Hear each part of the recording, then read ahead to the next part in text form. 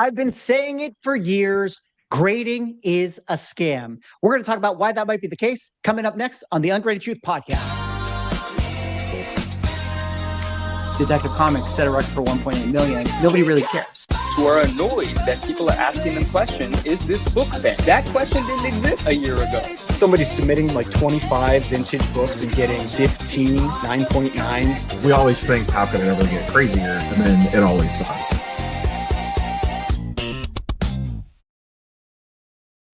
Ladies and gentlemen, welcome back to the #1 collectible show in the universe, The Ungraded Truth. I am joined, as always, by my co-hosts, Manu of the 99 Newsstand, Rob, Neil Cardin Comics, and Ryan, Automatic Comics. Gentlemen, we got a big show tonight because we are going to be talking about what everyone has been saying for years, that grading is a scam. How excited are you guys for our show? I'm actually really excited about this conversation because it's such an interesting one and it's such an important one, and there's so many opinions here. I'm excited about it. I'm glad to see it's true. Ryan, you're going out of order. What are you doing? I'm sorry. We always go around the box. I was prepared. Messing things up 30 seconds in. I love it. Neil's animated tonight. I just seen his arm. I've never seen Neil's arm before. Have we ever seen a hand in the video? Holy shit.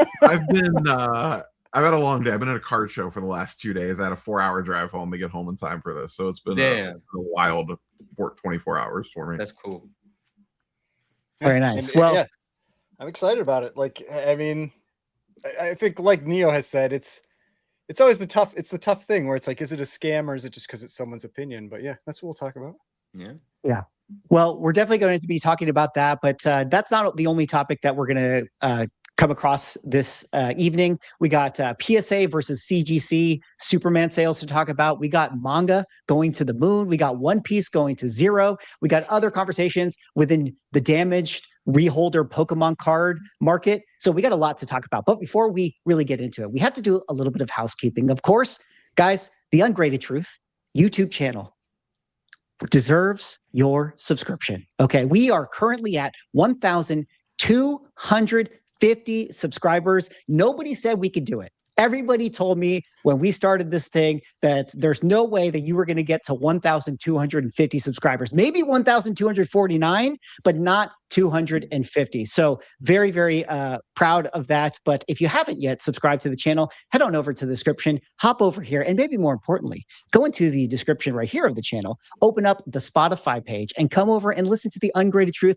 on Spotify or your favorite RSS feed. You know, we currently have 17 5-star reviews. I mean, last week we were at like 13 5-star reviews. So we're going up. We're like 5xing every single show. So help us get to 20 in the next episode. And I'd appreciate that. Also, you know, this is a co-stream across all of our channels. You know, we got a live stream on Neo's channel right now, Ryan's channel, on Neo's X, my channel, the Ungraded Truth YouTube channel. So if you are viewing on one of those various streams, be sure to head on over to the description and sub up all the other guys that are on the show tonight, because, you know, they come here, they give their valuable insights into the market, into collectibles topics, and we got to support them and me. So that's my little spiel. All right, guys. Well, let's not bury the lead anymore. We have to talk about our main topic, which was, of course, the video that came out of the Market Movers YouTube channel done by Teapots. Now, if you guys don't know about this story, basically Teapots sent in 2 of the exact same cards to every single grading company to see what the differences would be. As you guys can see from his post here on Instagram, I graded this card 9 times and the results are crazy. We're not going to actually play through the entire video. We'll just kind of do a little bit of a recap, but suffice to say, you can see from this image that he took the Ken Griffey card as well as the Mewtwo Pokemon card, sent it to all the various grading companies, and the results were very different. To say the least, which obviously caused a huge discussion and uproar within the community. The Never Slabbers have been dancing in the streets, celebrating this one, saying that grading is in fact a scam. Rob, let me kick it over to you. You covered this topic earlier this week. Is grading a scam? And did we all really want to know? You definitely don't really want to know. It's not a scam, but it is definitely paying for someone's opinion, and the sooner people realize that, the better. because that was a wild ride that card went on. My question actually back to you is, do you think if you did a similar experiment with like a 9.6 book, how would the results come back out on that? I guess it's a little trickier in comics because of the whole cleaning and pressing angle and all that. But like, how, if you sent the same book in like 8 different times, you guys have less grading companies too, so that's a little tricky. But if you just sent it around everywhere like 3 different times, what do you think your grade range variance would be? Well, I mean, kind of one way to look at that was that in that submission that he did, PSA came back both a 6 and an 8, I think. Yes. And so just and within PSA, Beckett came back both a 9.5 and an altered. And trimmed. Yeah, and trimmed. So that's probably worse, I guess. But I think like my thought on this has been that because, and this isn't even like a modern card, you could maybe kind of call it one, but it's still like what, like 30 years old, 35 years old. Yeah. But like, because cards live in this range generally of like 8 to 10, you know, I mean, they just live up there, and the variance between a 6, a 7, an 8, a 9, and a 10 is really very small.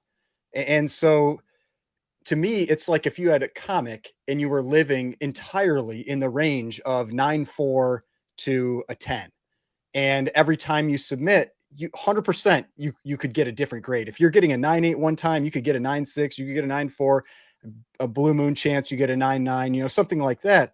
And so that's why I think if you're comparing the cards to comics, the way you really have to compare it is just a very high grade comic. That's the only place that you really do have, I feel like, that even comparison, because that's where you have like, it's like 1 spine tick or 2 spine ticks. Whereas in like a card, maybe it's like a little whitening on 1 corner or a little whitening on 2 corners. Like that's kind of how I view it. What do you think about this, Manu? I agree with. So this was incredible. Like you know, what Teapot did and the variance that he found from these grading companies. But I feel like my gut kind of says that with comic books, we might experience a bit less variance. It depends on the book, of course, but because we're not really going to, with a modern book, run into as often as you would in a card, the whole trimmed or too big, right? Because that was something that Teapot ran into as well. Like I think one of the grading companies, it was Tag, that said the card was too large to be encapsulated, like implying, I don't know. Sometimes I've heard that being related to if a card has been trimmed and then it gets flattened, like to make it the appropriate size again. I think that's something that happens in the card world. Sometimes they flatten it too much and it gets a little larger than it was intended to be. So maybe that is some sort of an indication of trimming, but one grading company found it to be too large. One grading company found it to be trimmed. And then you had this grade range again from a 9.5 to a 6. It, of course, started as the Beckett 9.5, which is a gem mint, right? So you're looking at what you would think is this near perfect card, and this card travels to all these grading companies and gets an altered grade, a trimmed grade, a we won't encapsulate it, a 6, an 8, and all of these things. It's kind of wild. It's hard for me to imagine that in sort of like a Copper Age book or a modern book that we'd run into the same thing, but it's absolutely true. You run into these differences. You know, Ryan gave the example of, you know, maybe you get a blue moon shot at a 9.9. I don't personally think a book that, well, I don't think he was talking about what I'm about to mention, so I'm not relating it to what he said, but I don't think you get a 9.9 and then a 9.4, submit a 9.4 and accidentally and maybe by chance get a 9.9. A 9.9 is still, you know, relatively easy to differentiate from a 9.4, where a 9.4 might have, you know, could have 6 or 7 spine breaks on it, spine ticks on it, color breaking spine ticks, if that's the reason that it got that 9.4. But what he said is absolutely right. You know, you could put in a 9.4 again and get a 9.8. It happens all the time. I talk to friends that, you know, graders sometimes even look at an imperfection as a factory flaw and sometimes grade against it. But from my personal experience, yes, I've definitely submitted books and disagreed with the grades, but I've never myself submitted a book and got something appalling. Like I never submitted something that I anticipated a 9.8 on and got an 8.0 or something, right? To me, that would be like, what the, you know, what happened here? So I've never personally had that experience, and I can't imagine you just go by a 6 and then it comes back a 9.4 or something like that, right? So I feel like it's probably a little bit more common on the cards, or that, and I can't quantify as to why, but that's kind of like what I think about that. If you want to get like 300,000, views on YouTube do the same experiment with comics. 'Cause that Actually, it video should. We went should. nuts. We don't have 9 grading companies or 7, as you said. We No, don't but have you like could that send many. it to PSA twice. You could send it to CGC 2 or 3 times. You can probably don't want to send it to CBCS. It'd be such an expensive video to make. That's the problem. You're You just get like, you get like 500. I think that video. there's no had way like you're getting that many 400,000 views. You like on comics, you probably get like 20 or 30,000 and cover like 2 of your grading submissions, and then you're because I feel like Well, you'd have to like write-off, fast Ryan. track Tax it, you know. Well, let me double click on that, Rob, because there are videos that exist on YouTube of people within the comic space doing that type of thing before. Similarly, I think that there's videos of people in the card space that have done stuff like this before. This one being out of Jeff Wilson's Market Movers, like YouTube, like being kind of the authority voice within the collecting sports card world, I feel like is really why this story took so much caught on fire. So I don't know if it's like anything that people haven't really already thought, in terms of like what the differences of these companies. And I feel like, looking ahead to some of the other things that I want to talk about is, do you feel like this changes anything within the grading community? Do you think that remember we talked about some of the PSA 9s going to 10s, and you made mention of the fact that like, oh, this could be a real bad PR move for them. Is this a bad PR for the grading companies? I mean, maybe talk about that aspect. I want to jump in on that real quick, because I really Jeff and Teapot did a recap on this, right? And it's a brilliant video to watch. I don't know the title of the video, but in the first 15 minutes, they cover this, and they cover it beautifully. So I certainly recommend watching that. And Jeff and Teapot both, sort of agree, sort of overlap in their opinions, but also disagree, but very respectfully. And I agree with both of them to a certain extent, but I really love what both of them said. And so I'm just regurgitating because I agree. I could say it for myself, but I would rather give them the credit, where this is an idea and a thought that people in the grading and collecting community have had for a long time. That grading is subjective, it's a crapshoot, so on and so forth. This isn't the first time we've come across this. It's the first time that such an extensive experiment has done so well in its virality, right? Going to so many different grading companies and getting such a wide array of results. Like, it was a fantastic experiment. And even Teapot said, this wasn't to prove that grading companies are a scam, and he doesn't personally use the word scam. It's to kind of just prove the subjectivity of it and kind of put a spotlight on, or give us a reason to think about, why do we put such value on an opinion? Because what's being provided is in fact an opinion. And that's not for us to say that's, we're paying for the opinion. It's up to them to give us what their thought is on it. Why do we put so much value on it, given that we know it could be different when you resubmit, right? And he made an interesting point. He said grading companies are kind of leaning on the fact that you might resubmit the same card to them if you disagree, and it might fall within that range. And we all kind of anticipate that. No one anticipates someone to fast track a card to all of these grading companies. And Teapot went on to explore the idea of what he deems to be the way to give value for his personal collecting and his beliefs to a card. And it's the significance of the card itself, and that the grade should play into it, but not as aggressively or dramatically as it does in our world. And I'll add a little bit to what I said about comic books. Even though I don't think a 6.0 would come back a 9.4, you still have these huge price gaps in some books just between a 9.6 and a 9.8. And it feels very unfair if you know your book to be a 9.8 and it's 10,000 and a 9.8, you get a 9.6 back and it's $1,500, right?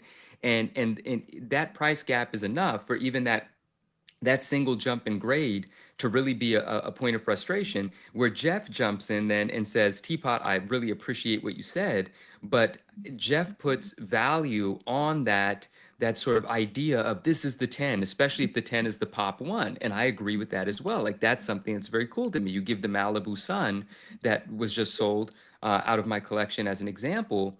Yes, to my eyes, of course, I recognize it to be a better looking book than every other Malibu I've ever sold. So I can identify it to be that condition, but putting that 10 on it is that point of pride. That's that trophy. That's how you actually get that value out of it. So I'm on both teams there. I understand both perspectives, but they did a beautiful job illustrating that. So I agree. This isn't so much about, is it a scam? It's more about us sort of analyzing our beliefs on it and why we put so much value on incremental, sometimes unnoticeable differences. And is that okay? Is that great? Does that ever change? I don't know. I think you have both camps, and I think both camps are going to exist. And I'm kind of in the middle. I don't know if it changes. This conversation has been going on for a long time. Well, and to kind of go with your comment about like a 6 versus a 9.4, that's what I'm saying. Like when you're comparing cards to comics, you can't go into the lower grades for comics because it really isn't a comparison. Like, I see, yeah. Because, and it's also, I think the big reason is that in comics, yeah, in the mid grades, the lower grades, you may send in 10 times and you get a 5.5, say 5 of the times, a 5.0 3 of the times, and a 6 2 of the times, something like that. But the value difference there is probably not that much, unless it's some huge mega grail or something like that. But when you get up into that 9.4, 9.6, 9.8 range, the value difference can jump very significantly. And that's why I think that's where you get really similar comparisons to something like a 10, a 9, and an 8. Or like, I mean, like a 6 is effectively worthless in a modern card. Yeah. But the fact that it seems you could potentially resubmit a 6 and get a 9 or a 10 is wild. I mean, I've resubmitted a PSA 6 and got a PSA 10. Yeah. Well, and I saw a video from like that somebody had shared recently from like 3 years ago about one of those Munch Pikachus, like the ones where it's like the screaming face Pikachu, where they had gotten 2 PSA 5s on their submission and they sent them back in and got a 9 and a 10. You know, that's many, many thousands of dollars difference in value. And so it's just that kind of stuff. It just like, I think it's because with cards, the other thing with cards is like, there's so much in terms of like minutia that goes into it where, you know, you have if it's off center, like the off center conversation doesn't go with comics unless it's extremely like a huge misrap, like off center doesn't matter.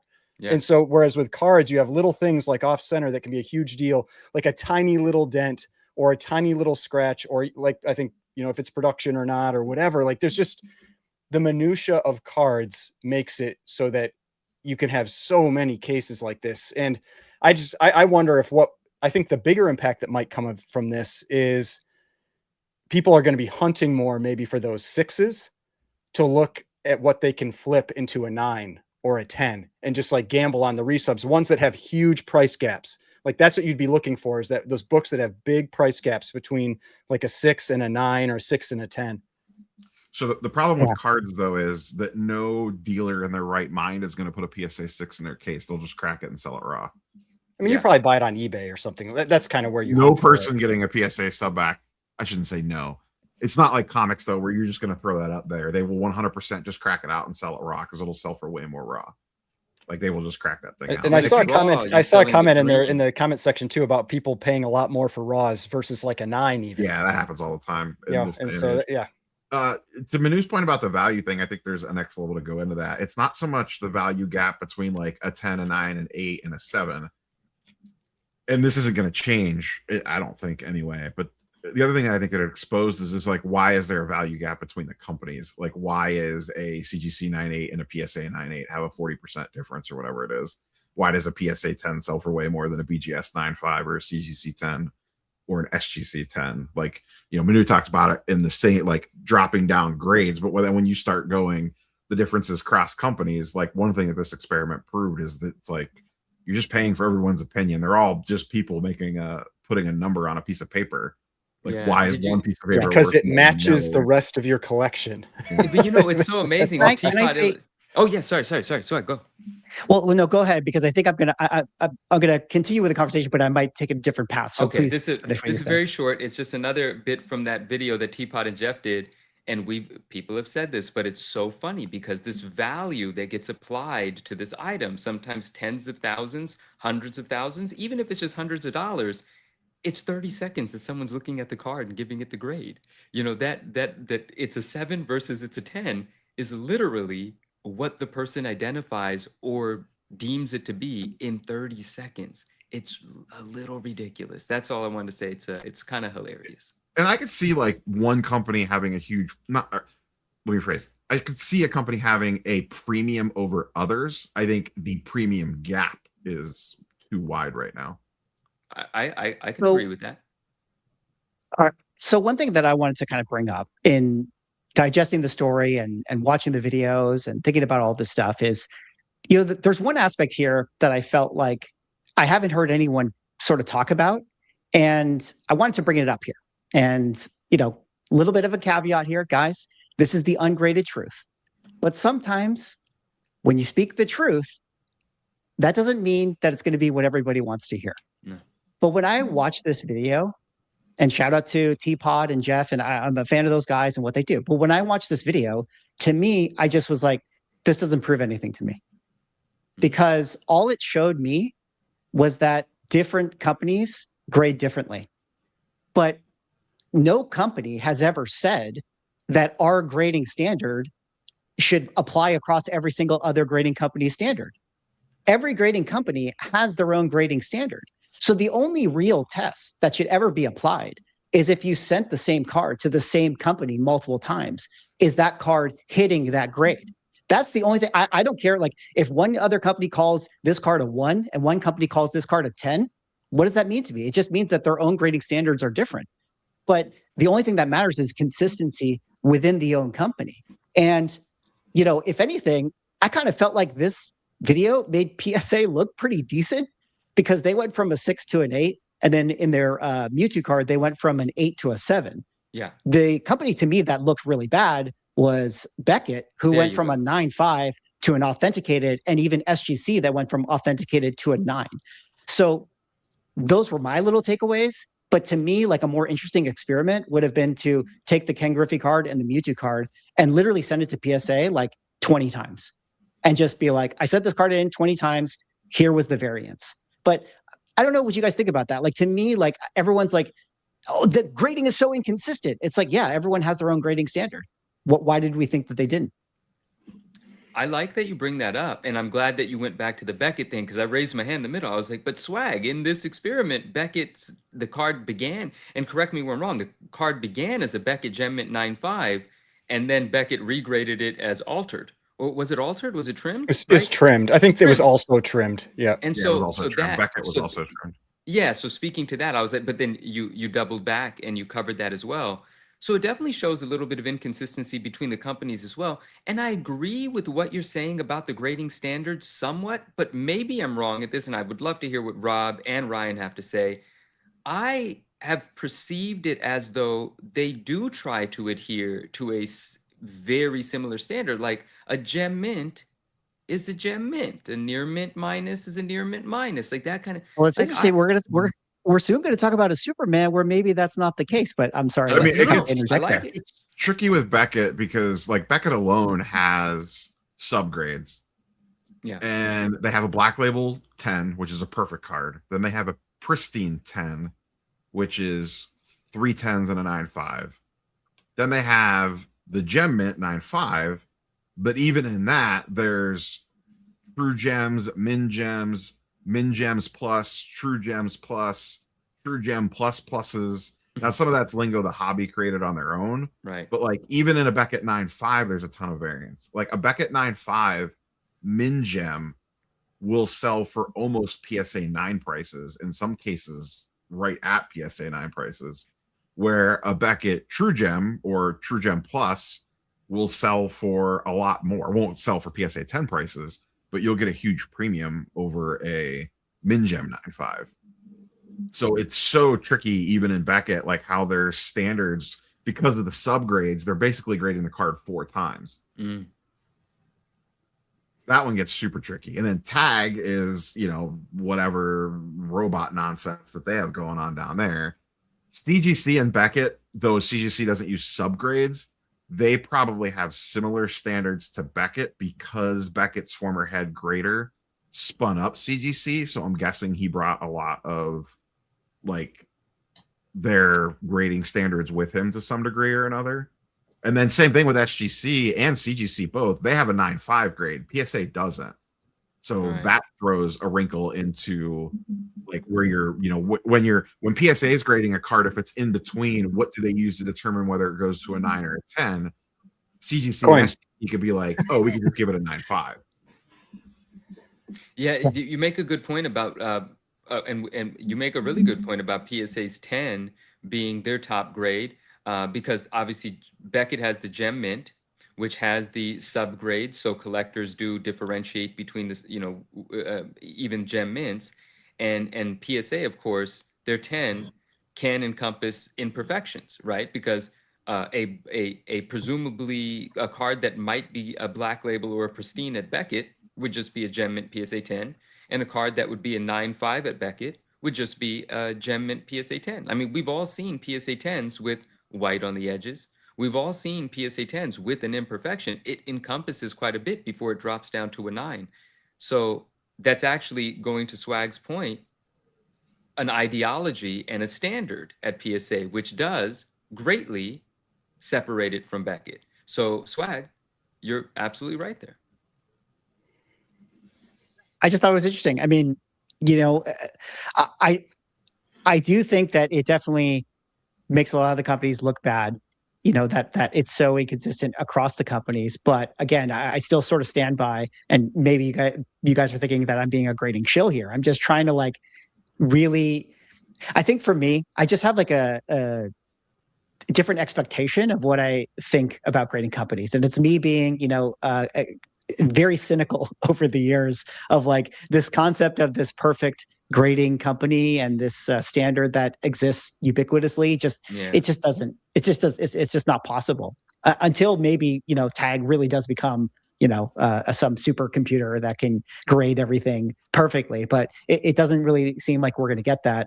And yeah, I think. And I mean, and the reality is, Tag is as inconsistent as any other human like grading company. Like, I've seen plenty of videos, people resubmitting to Tag and getting grades all over the place. Flaws it sees one time, it doesn't see the next time. Like, Tag is just as trash right now, and it's not ready yet. It's like maybe it'll get there, but it seems like what people have said is it really struggles with like surface type defects, like scratches and that kind of thing. And I mean, you need to be able to do all of it. You can't just have some of it. You know, one thing about that too, Ryan, is like with the inconsistencies. I mean, it has to be said that things can happen to a card every single time you crack it out and send it into a new company. Like, granted, it doesn't always explain why a card would be resent and get a higher grade. But if we're to take the Ken Griffey as it started, a Beckett 9.5, I mean, I don't really know if Teapot like explained exactly, you know, but forgive me if I am misunderstanding this, but my understanding is that that card was in there for a long time. I mean, who knows? Like, maybe it was a 9.5 at one point, got rattled around and shaken and blunted corners and things of that nature. I'm just, you know, I'm less likely to happen. Be less likely to happen on a Beckett slab because Beckett has an inner sleeve. Yeah, they don't wiggle. I'm just, and I know, like he said, he thought he damaged. He was like, did I damage the card when he got the 6-pack from PSA? And then he sent it in again, and it got like an 8 from them. And then I think one of the 9s. He's like, oh, I guess not. Like, and so he was worried that maybe he had caused the problem. But I mean, but yeah, that is always a risk when you crack something out. Yeah, it doesn't quite explain it. The reason I just bring it up is it's just like it's a small sample size that's very, very effective at telling the point, which I still think is true. That it's like, yeah, it's very inconsistent cross grading companies. Also, should we really be paying, you know, the premiums that we're paying, you know, on one company versus the other, or this number versus this number? I think it opens up that question. I kind of fall to what you said, Manu, and even what Jeff Wilson said, you know, in his breakdown, where I kind of do think that, like, you know, the number is still just the number. Like, and that's why it's the value, because yeah, a company said it was, and everyone's just kind its own collectible encapsulated in the thing. Totally. It got assigned that, and we all said it was, and we joke about it. You know, we say like, well, why is this a 9.8? Because the number says 9.8. I mean, like, at that point, it just is, you know, and I don't know, like, you're just not going to change people's behavior, I guess, is my thought process on that. That's actually been some of my favorite comment like sections in the CGC comics group, like our CGC comic fans group that's on the subreddit, where that's one of the few places you'll actually see people defend CGC, and where somebody will come in and they're like, is this really a 9.8? And they're like, it says 9.8. Like, what do you want? Like, they graded it. You know, it's like, if you don't want their opinion, don't buy that book. You know, and I agree with, like, there's sometimes when you can tell a book has been damaged inside, right? Like, it's shifted around or whatever. But if it's got like a spine tick or whatever, and you don't like a spine tick in a 9.8, then don't buy that one. You know, don't buy that book. Yeah. Spine ticks happen on 9.8s. Like, it's part of the criteria. Absolutely. Yeah. I want to hit something in chat real quick. Someone mentioned about tag gets better every day because it's machine, like the model is learning every single day. In my opinion, that's a flaw, not a feature. Because if the model is changing every single time it grades a card and slowly adapting over time, then what does that mean for everything it graded for the last 3 years? It means resubmit it. That's what it means. It means Yeah, send it yeah. back. Unless The you got whole a high point, grade. though, the whole Keep those. selling feature is that it's like repeatable over and over and over again. But if the model is constantly shifting, like if what that person said is true, and it makes sense, like the model would learn, then it's not grading the same as it was previously. So it's like it kills the entire system. A tag card graded 3 years ago would be graded under completely different standards today under their little robot system. I think to Manu's point, I think to be Tag fair, is looking so at is- like so this are is a PSA feature. cards since they changed their standard on Right. centering. So, They didn't change their standard. yeah. They clarified their standard. They clarified their standard. Yeah. You know what's funny about this though is it's just like, do you think that this video overall, like secretly, like behind closed doors with all the grading companies, are they just like, honestly, this is actually pretty good PR because this is going to make people resubmit everything. I That's mean, an interesting. That's a nice spin. potentially, I It's guess. possible. If you've got a 6 and you can't see anything wrong with it, you might be sending it back in. or if it has like some type of like small indentation or whatever, they're like, oh, maybe the next guy in his 30 seconds will miss it. You Look, know, man, and that's there's the method you go with. and to that point, there's a card over here. I'm not going to pull the card out, and I got a 9 on it. And in a 9, it's about $1,100. In a 10, it's about $12,000. And when I submitted it, I thought it had a shot at a 10. When it came back, I still scrutinized it when I submitted it, but even if I thought it was only going to be a 9, I still would have submitted it. It's still a valuable card. But when it came back, in the case, of course, I haven't cracked it out. I scrutinized it, and I found a little speck, a little flake of like a little speck on the card. I found it, and I thought to myself, that's probably why it's a 9. But part of me is thinking, if I send this thing in again, will that speck maybe not be noticed? Can Well, I you probably get covered the it with whiteout 12,000? before you sent it back in.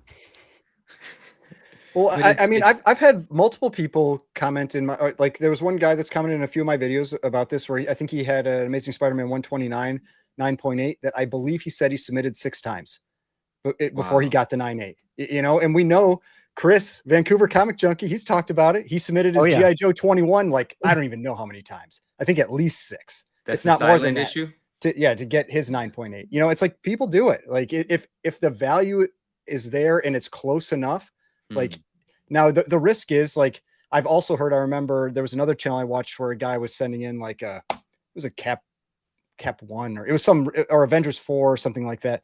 And he kept sending it in and kept getting lower grades every time. And it was likely because maybe just, you know, repressing it because that's one of the big differences with comics versus cards. You almost need to repress with a comic, and you're risking damage every time you do that. Whereas with a card, I imagine that's not really something you're doing too often. You're just cracking it out and sending it back in as is. Oh, let me bring this up. Sorry, I keep doing. No, go ahead. Go ahead. This is for Ryan. This is for everyone. But Ryan, maybe you have an opinion on this. Color touch gets missed a lot on comic books, and I know that from experience because I have sold raw books with color touch on it, and the people submit them and get blue labels.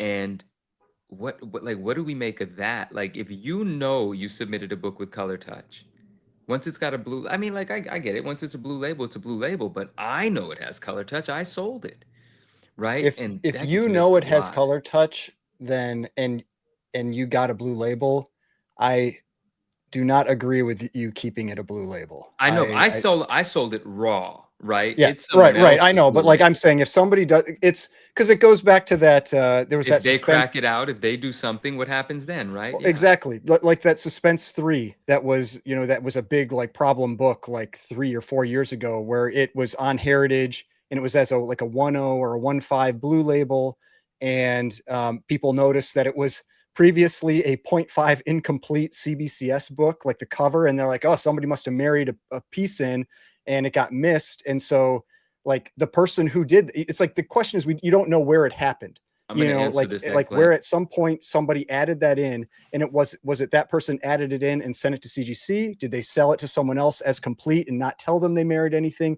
Like you don't know where it happened, but like that's the type of stuff where like I feel like if you send something in and it gets something it doesn't deserve in terms of married components or color touch or whatever, I think it's your obligation to send it back in. And I know a lot of people don't agree with that, but I don't care. Like, I think No, I love that because my personal problem standard. is that then if you sell it and someone else is like, oh, I'm going to get this signed, whatever it is, and it sends it in, now it comes back and it's like they catch it as married this time.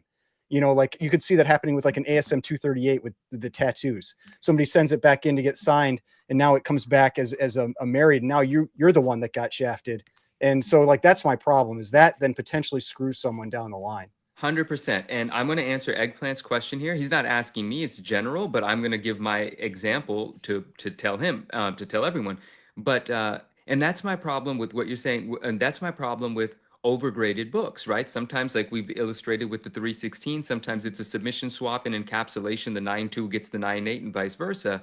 If you sell on that 9.8 with the 9.2 in it, and someone less experienced, less detail oriented, Todd McFarlane signing comes up, they submit it, well, they're going to get a 9.2 back with the Todd signature that they had previously bought as a 9.8. For damaging it. or they'll blame Todd for damaging it, right? And recently on eBay, I saw a Spawn 1 newsstand being sold for a couple $100 less than what it would go for. And the seller, I didn't look into it. It might have been a swap in the submission. I just saw it and I just like, here goes another one. And the seller was like, yo, this thing's got 7 spine ticks on it. It did. It was ugly. And it sold. It sold for $400 and something, which is maybe $150 less than it would have, but like $300 more than if it was a 9.6, right? And it's like, well, if you, that's just shitty to me. In any case, the seller didn't do anything wrong. Whoever bought it, again, I question the motive there. So Eggplant asked, how would you know if it had color touch if you didn't put the color touch on yourself? There's multiple ways to answer this. One, you could check for color touch and recognize that it has color touch. But and he's not asking me, it's general. But in my experience, what had happened was the Acclaim Maximum Carnage book. Some people know this book. Dope book. It was a promotional book that was given out to pre-orderers of the 1994 video game.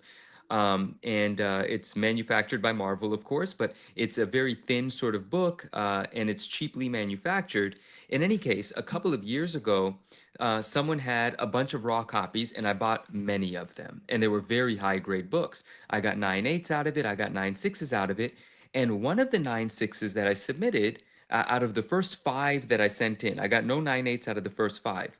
I got 4 9.6s, and one was a purple label.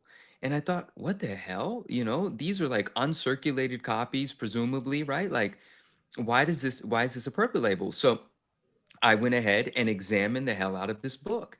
And all of these copies almost had the same 2 spine ticks on the top right on the back. Anyone that's familiar with the Acclaim Maximum Carnage is going to be familiar with at least one of these spine ticks. It's notorious. They're almost always there. And sometimes they're coupled. Sometimes it's 2 of them. And on that purple label, I identified very clearly, once I knew to look for it, that there was Sharpie. Like sloppily done right by the color touch, not even done so well that, on the tick, not even done so well that it actually filled in the tick. It was kind of like just sloppily done. So it made me think that there were probably 20 or 30 copies with that damage, and someone was like, fix, right? And that's what it seemed like. And so then I hadn't graded all of them yet. And so I went through the other copies that I still had, identified one copy that had the same Sharpie markers on it, sold it on my Instagram story as a book with color touch.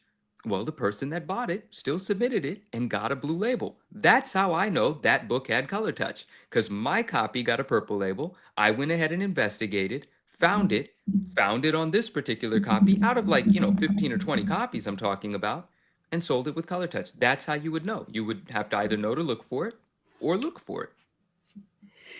There you go. Well, before we kind of move on to our next topic here, do we have anything else, final thoughts with this market movers video? Any other things that we didn't cover? Throw it out to the panel here. I don't have anything else to add. No, I think it's a great topic. I think it's cool. I will say, just to kind of put something on it, I did hear, that, the tag had said that this card was oversized. And then SGC had also said that it had evidence of trimming. And a lot of the conversation was, how is it possible that a card could be trimmed, but then also be oversized? I did hear people kind of explain that, when people kind of press cards, that's actually how they trim it. So there could have been a reasonable explanation for that of like, oh, it actually was trimmed, but then it was flattened to like actually get back to the size, and maybe they flattened it too much. I don't know, just something to think about. I mean, I guess I didn't know with that one because I know Tag has some problems with vintage stuff anyway, older stuff anyway. Is it possible that that card just doesn't fit in their holder? Like it's just a little too big. I didn't know if maybe I haven't looked in this. I don't care enough. All the time, so okay. I shouldn't say all the time, but they have graded 89 Griffies, so that's their cutoff. Actually, I think that's the last year that they grade. All right. Well, that says that, let's move on to our next topic here. And we have to talk about a crazy sale that happened this past week.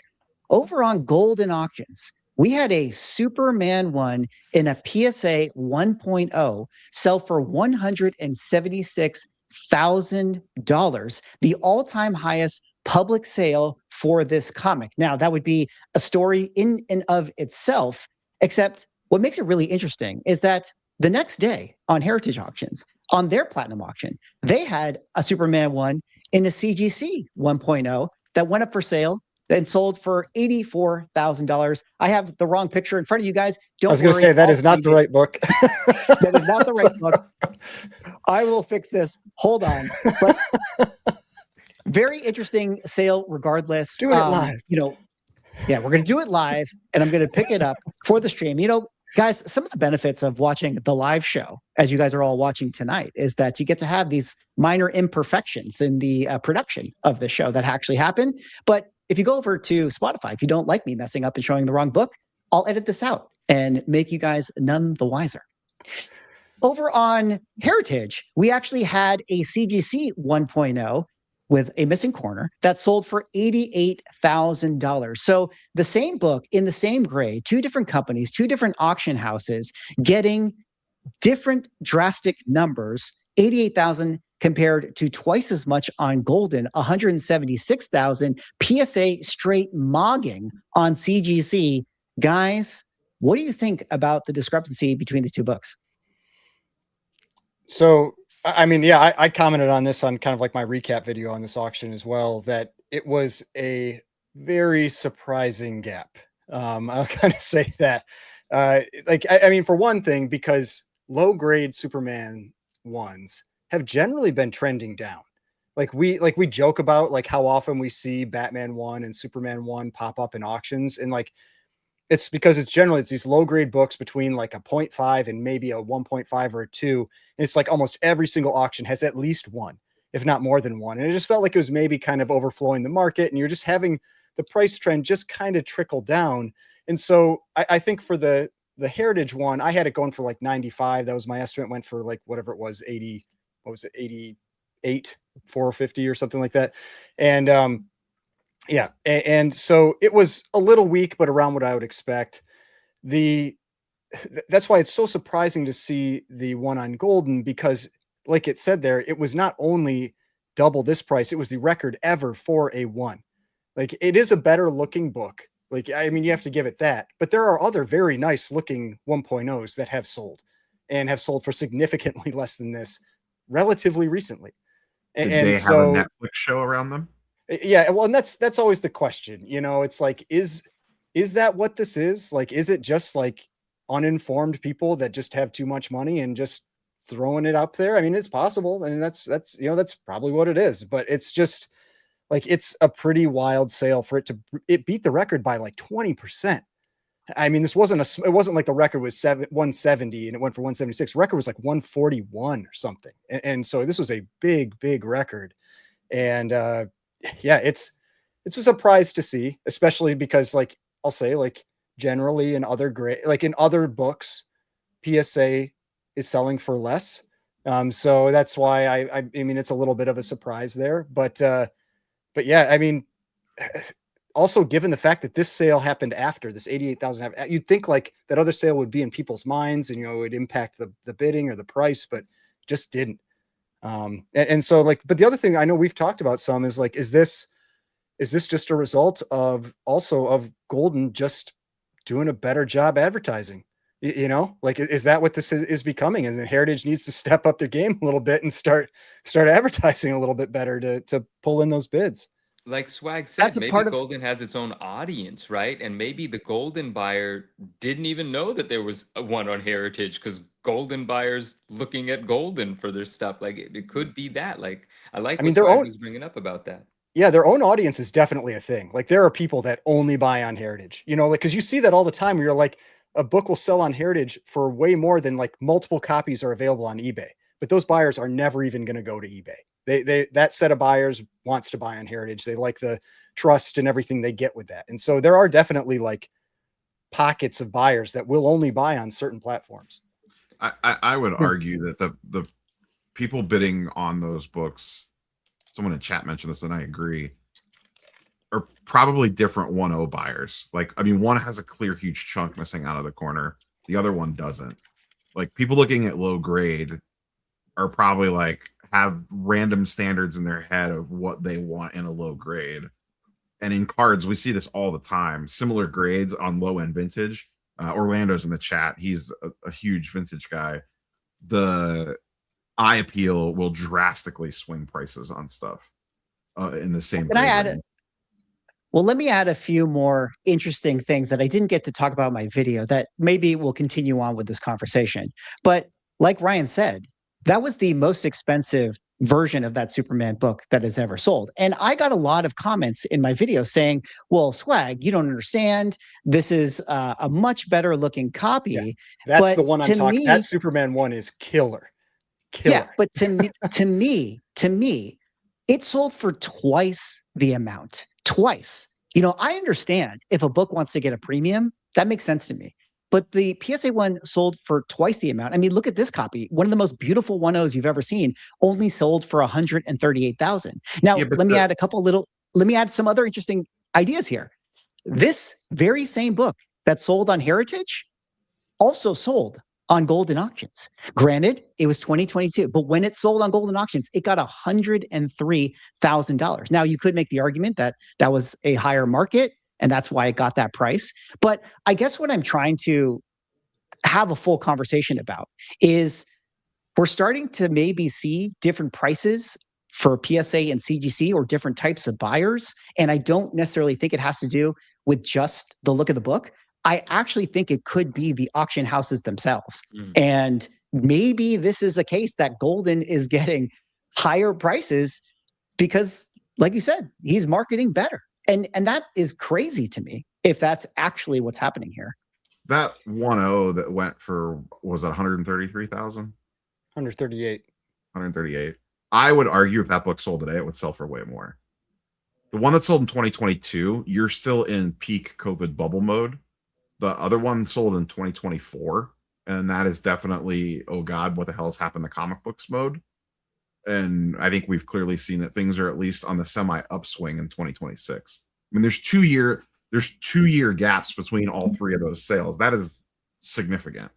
I think that needs to be weighed into this conversation for sure. I recently had someone say something to me and they were like, oh, sorry. Well, let me just say, okay. If that comes up today, I would now be willing to wager. I'll also say, let me just say, hold on. 138,000, April 7th of 2024 on Heritage Auctions. This book selling later that year in November, obviously much uglier copy, selling for 84,000. Now, granted, there's a premium here, but I'm talking 176, the highest price ever paid premium. Yeah, but 2 years ago was a different world. No, but I'm saying here in 2024, like if we're talking about a book having a premium, like look at how nice this book is. And then in the same year, this book gets also sells, and there's a $50,000 premium on that. But like that's in the same year. Here in this same year, this is 176 to 88. And I realize it's not exactly the same book, but we're talking a 2x premium versus like a third premium is what I'm just trying to say, if that makes sense. Yeah, I get it. It's a non-complete cover. I think that really swings things. I mean, like the tricky part though is like it all depends how you view it. Like for me, the colors on the PSA one are much worse. And so yes, I do get that that piece is missing out of the corner there on the CGC one, but I would still probably rather have the PSA copy but I don't really like the look of that PSA copy either. Like it's got the tape all along the spine. It's very dulled. You know, and I mean, just for me, I can't stand the look of the larger PSA case that thing is in. I hate it. And so that's a big deterrent to me. It's just like, it looks, I don't know. I just think it looks bad with all that empty space around it. And so like that's why it's like, it's one of those things where it's hard for me to see that price gap, but like, we know how much advertising has been going in at Golden versus other auction houses. And that, like, that's why I think it's probably the auction house, that played, I'm with Swag on that. I think it's the auction house played a big role in this. Can be selling his ass off, man. I think it could have played a role. I think the cover plays a larger role. Well, when you combine the two, maybe that doubles the sale. Maybe. Well, let's push this even a little further. Let's add even more information and make this story even more. Yeah, I was going to say, like, knowing the history of that book, I wouldn't have paid that for that book. I don't care. I know what Manu thinks. I don't care. The history is the history on that book.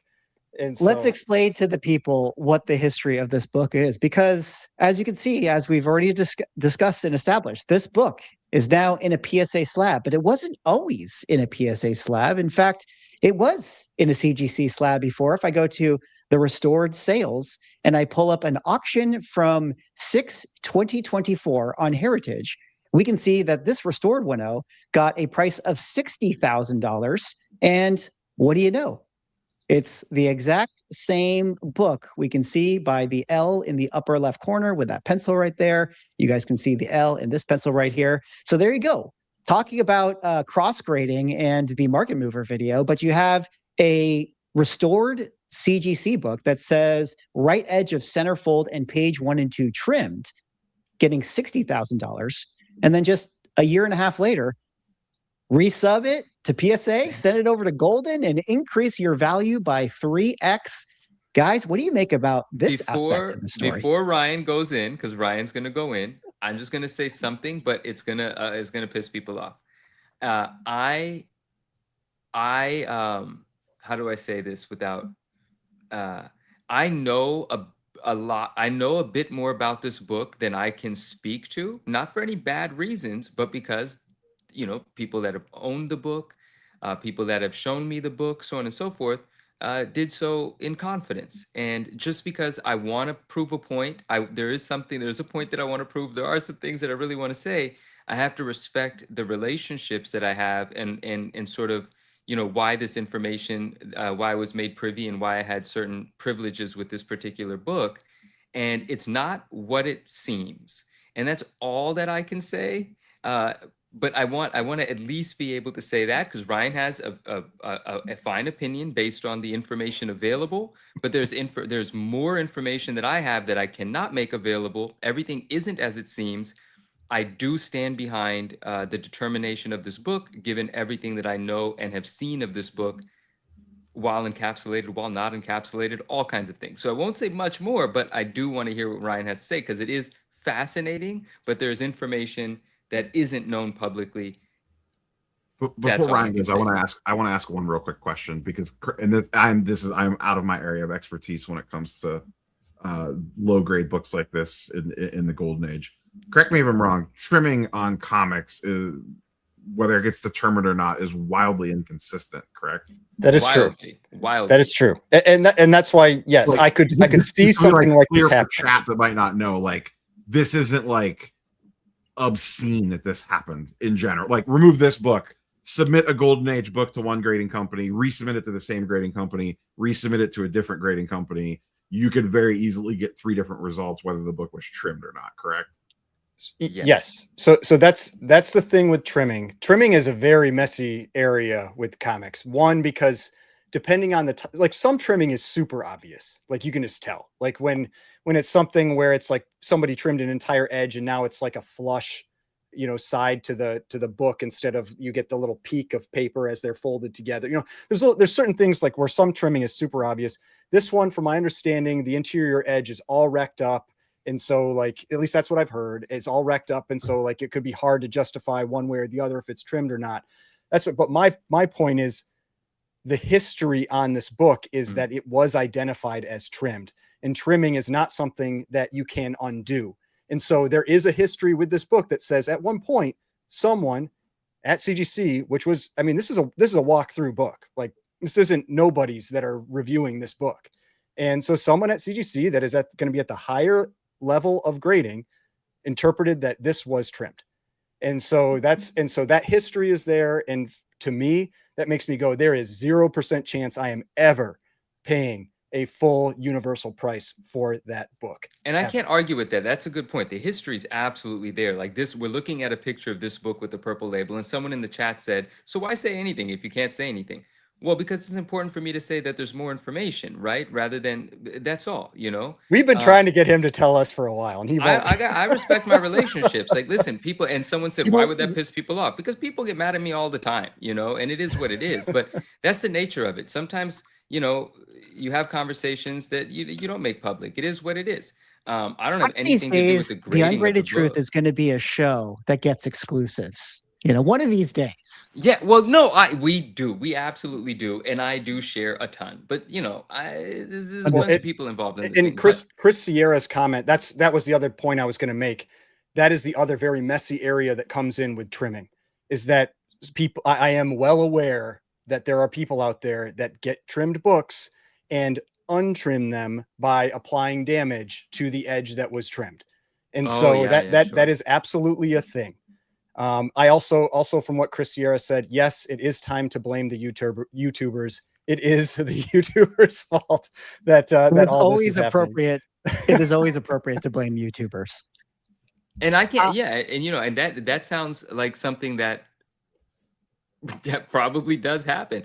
You know, I just I had to look at the book and I was like, yo, I don't, you know, the whole damn thing is wrecked, you know. And it's like, how do you determine what's trimmed and what's just wrecked, right? And so again, it goes back to like the card thing, right? You pay a company for the opinion, and if the opinion of one company was that it's trimmed and the opinion of the other was that it isn't, who's to say what is and what isn't, what's wrong and what's not, but what's right or what isn't? But what Automatic said is absolutely fact. It's that part of the history of this book is that at one point in time it wasn't a purple label, right? So it has that scarlet letter, if you will.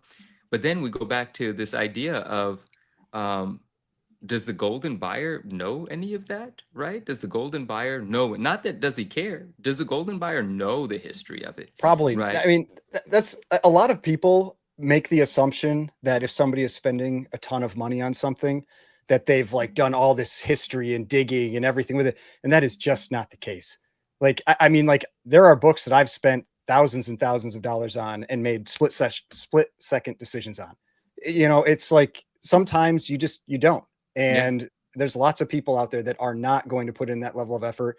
And there's a lot of people that don't watch any of this type of content. You know, they aren't out there on Instagram or YouTube or anything like that. They're just going about living their lives doing whatever. And so, yeah, it is not a safe assumption to say that somebody has knew about this, or that even very many people out there know about that history. Yeah. Someone, and I don't know if you guys saw Immortal's comment, is saying that is what happened with this book. I don't know if that's factual or not. No, he's just giving me a hard time in there. He said I'm saying what Manu wouldn't. That's not true. But it's just he's having fun. There's a couple people like having fun with me in the chat. He seems pretty sure. At the end of the day, to me, he would be sure about it. Oh, well, also the buyer of the CGC copy the night before is in the chat. Oh, yeah, well, shout out to Rob. Yeah, Rob got a good deal on that Heritage one, considering, I mean, what some of the other Superman ones have been selling at for sure. But I do think that what ultimately this says to me is that kind of like the card thing, it's just a grading company has their own opinion. And if CGC looked at it and they said, no, this book is trimmed, and PSA looked at it and said, no, this book is not trimmed, I mean, you could sit there and say, well, you know, oh, they're lying or whatever. But to me, I'm just like, you know, at the end of the day, neither of them actually know. Neither of them were there really at the moment when the guy was using scissors to like cut the page. Nobody was there. So at the end of the day, it's just a value judgment. And I don't know. It says Do you right really there want on to the know? baseline. It got a label that says It's Universal. universal. Universal 1.0. By the grade. You know? You really want Sign to me know? up for $176,000, you know?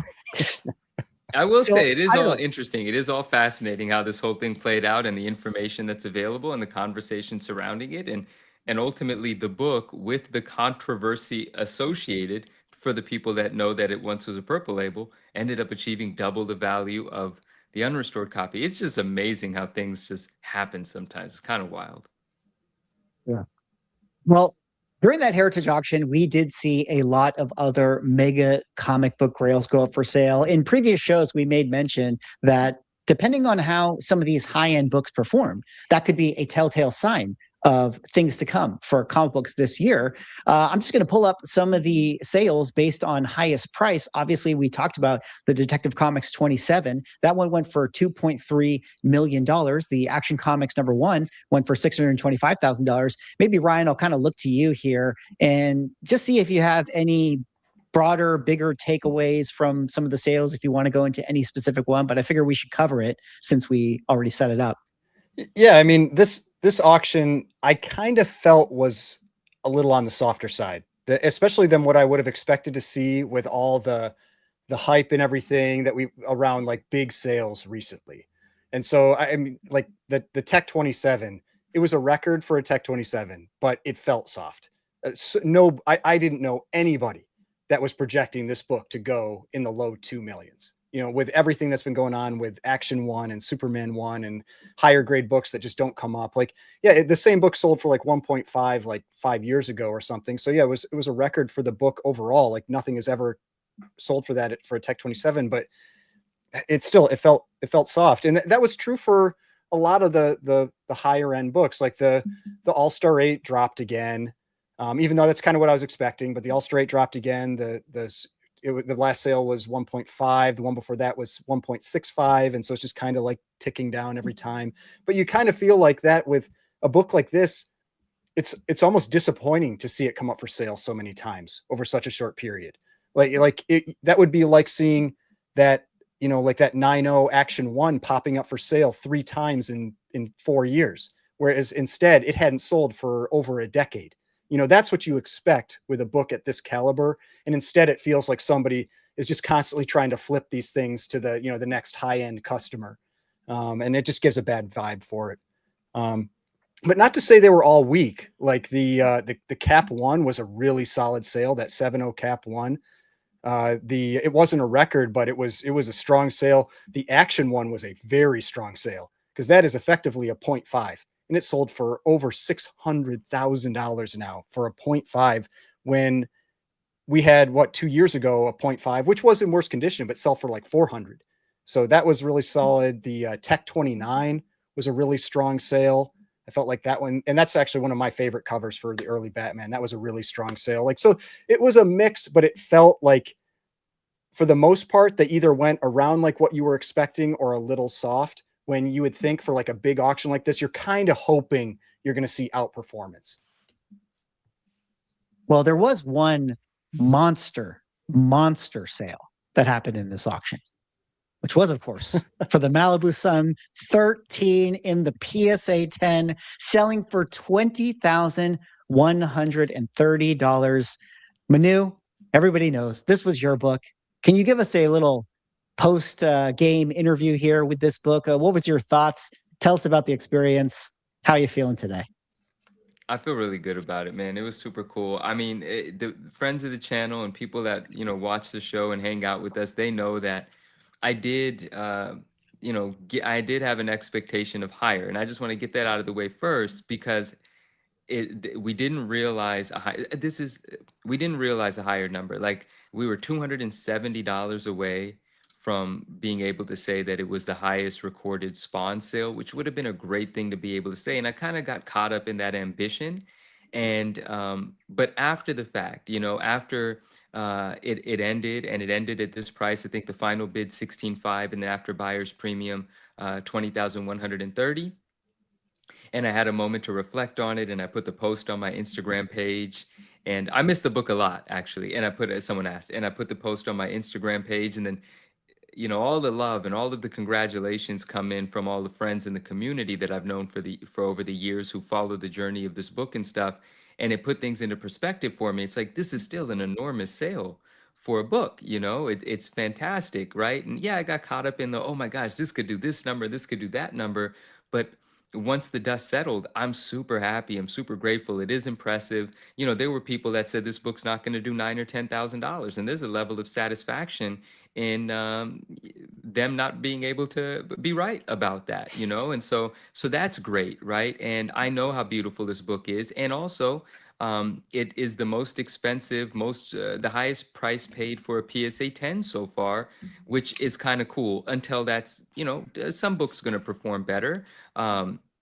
But you know, it's twice as much as the 266 sold for, 3 times as much as the Killing Joke, and they're all different books. But just from the dollar amount, that's kind of cool, right? It's the most expensive PSA 10 to sell so far, and you know, Heritage selling a PSA slab for that amount of money, also super cool. And Heritage is excited about it, and PSA 10s have been performing well. I'm very eager to find out who bought it. I hope I have a chance to do that. There was a friend that I thought might have been the winner. I don't think he is the winner. So I'm excited about all of it. I'm very pleased. I'm very satisfied. It's a strong sale. A lot of people had a lot of really nice things to say about it. A lot of people enjoyed following the journey, and I feel good about it. It's no longer mine. It's no longer in my collection. I'm going to try to do something bigger and better. And so I'm working on figuring out what that next sort of project or move is going to be. But ultimately, I think it's great, bro. I think it's really cool, and I appreciate everybody's enthusiasm, and you guys are all involved, and you know, teasing me about it and cheering me on at the same time and stuff. And I think it's great. And I feel really honored that I was able to, and I'm really happy that I was in a position to do it and that it all happened. Like, it's just kind of like I could have written it a little differently. It could have sold for 50K. But you know, I do think Swag said something interesting in a video that he recently did about, you know, these topics that we're talking about, like the different auction houses and the results that they're seeing. Swag said if this book went to Golden, he thinks it may have sold for more. And I think maybe you're right about that. You know, like it might have, right? The marketing push behind it would have been different, and maybe the clientele would have been different. I'm eager to see who bought it. It belongs to someone else now. It's a beautiful freaking book. If we ever see this thing at auction again, damn it, it's going to do a lot more. And I hope it does for whoever bought it. I really do believe that. And I don't think it's going to be outdone. I don't care what any hater says. Oh, my new show's not going to be outdone. You don't know that. I think that, though. And that's what I have to say about it. I don't care what anybody has to say about it. You go do something like this, and then you'll have a leg to stand on. Until then, you know, just enjoy the fact that it's kind of awesome, because that's what I'm doing. What was your play while the auction was running down? Were you like glued to your phone? Did you disconnect from the internet? No, I was in Swag's chat. Swag was having a live stream.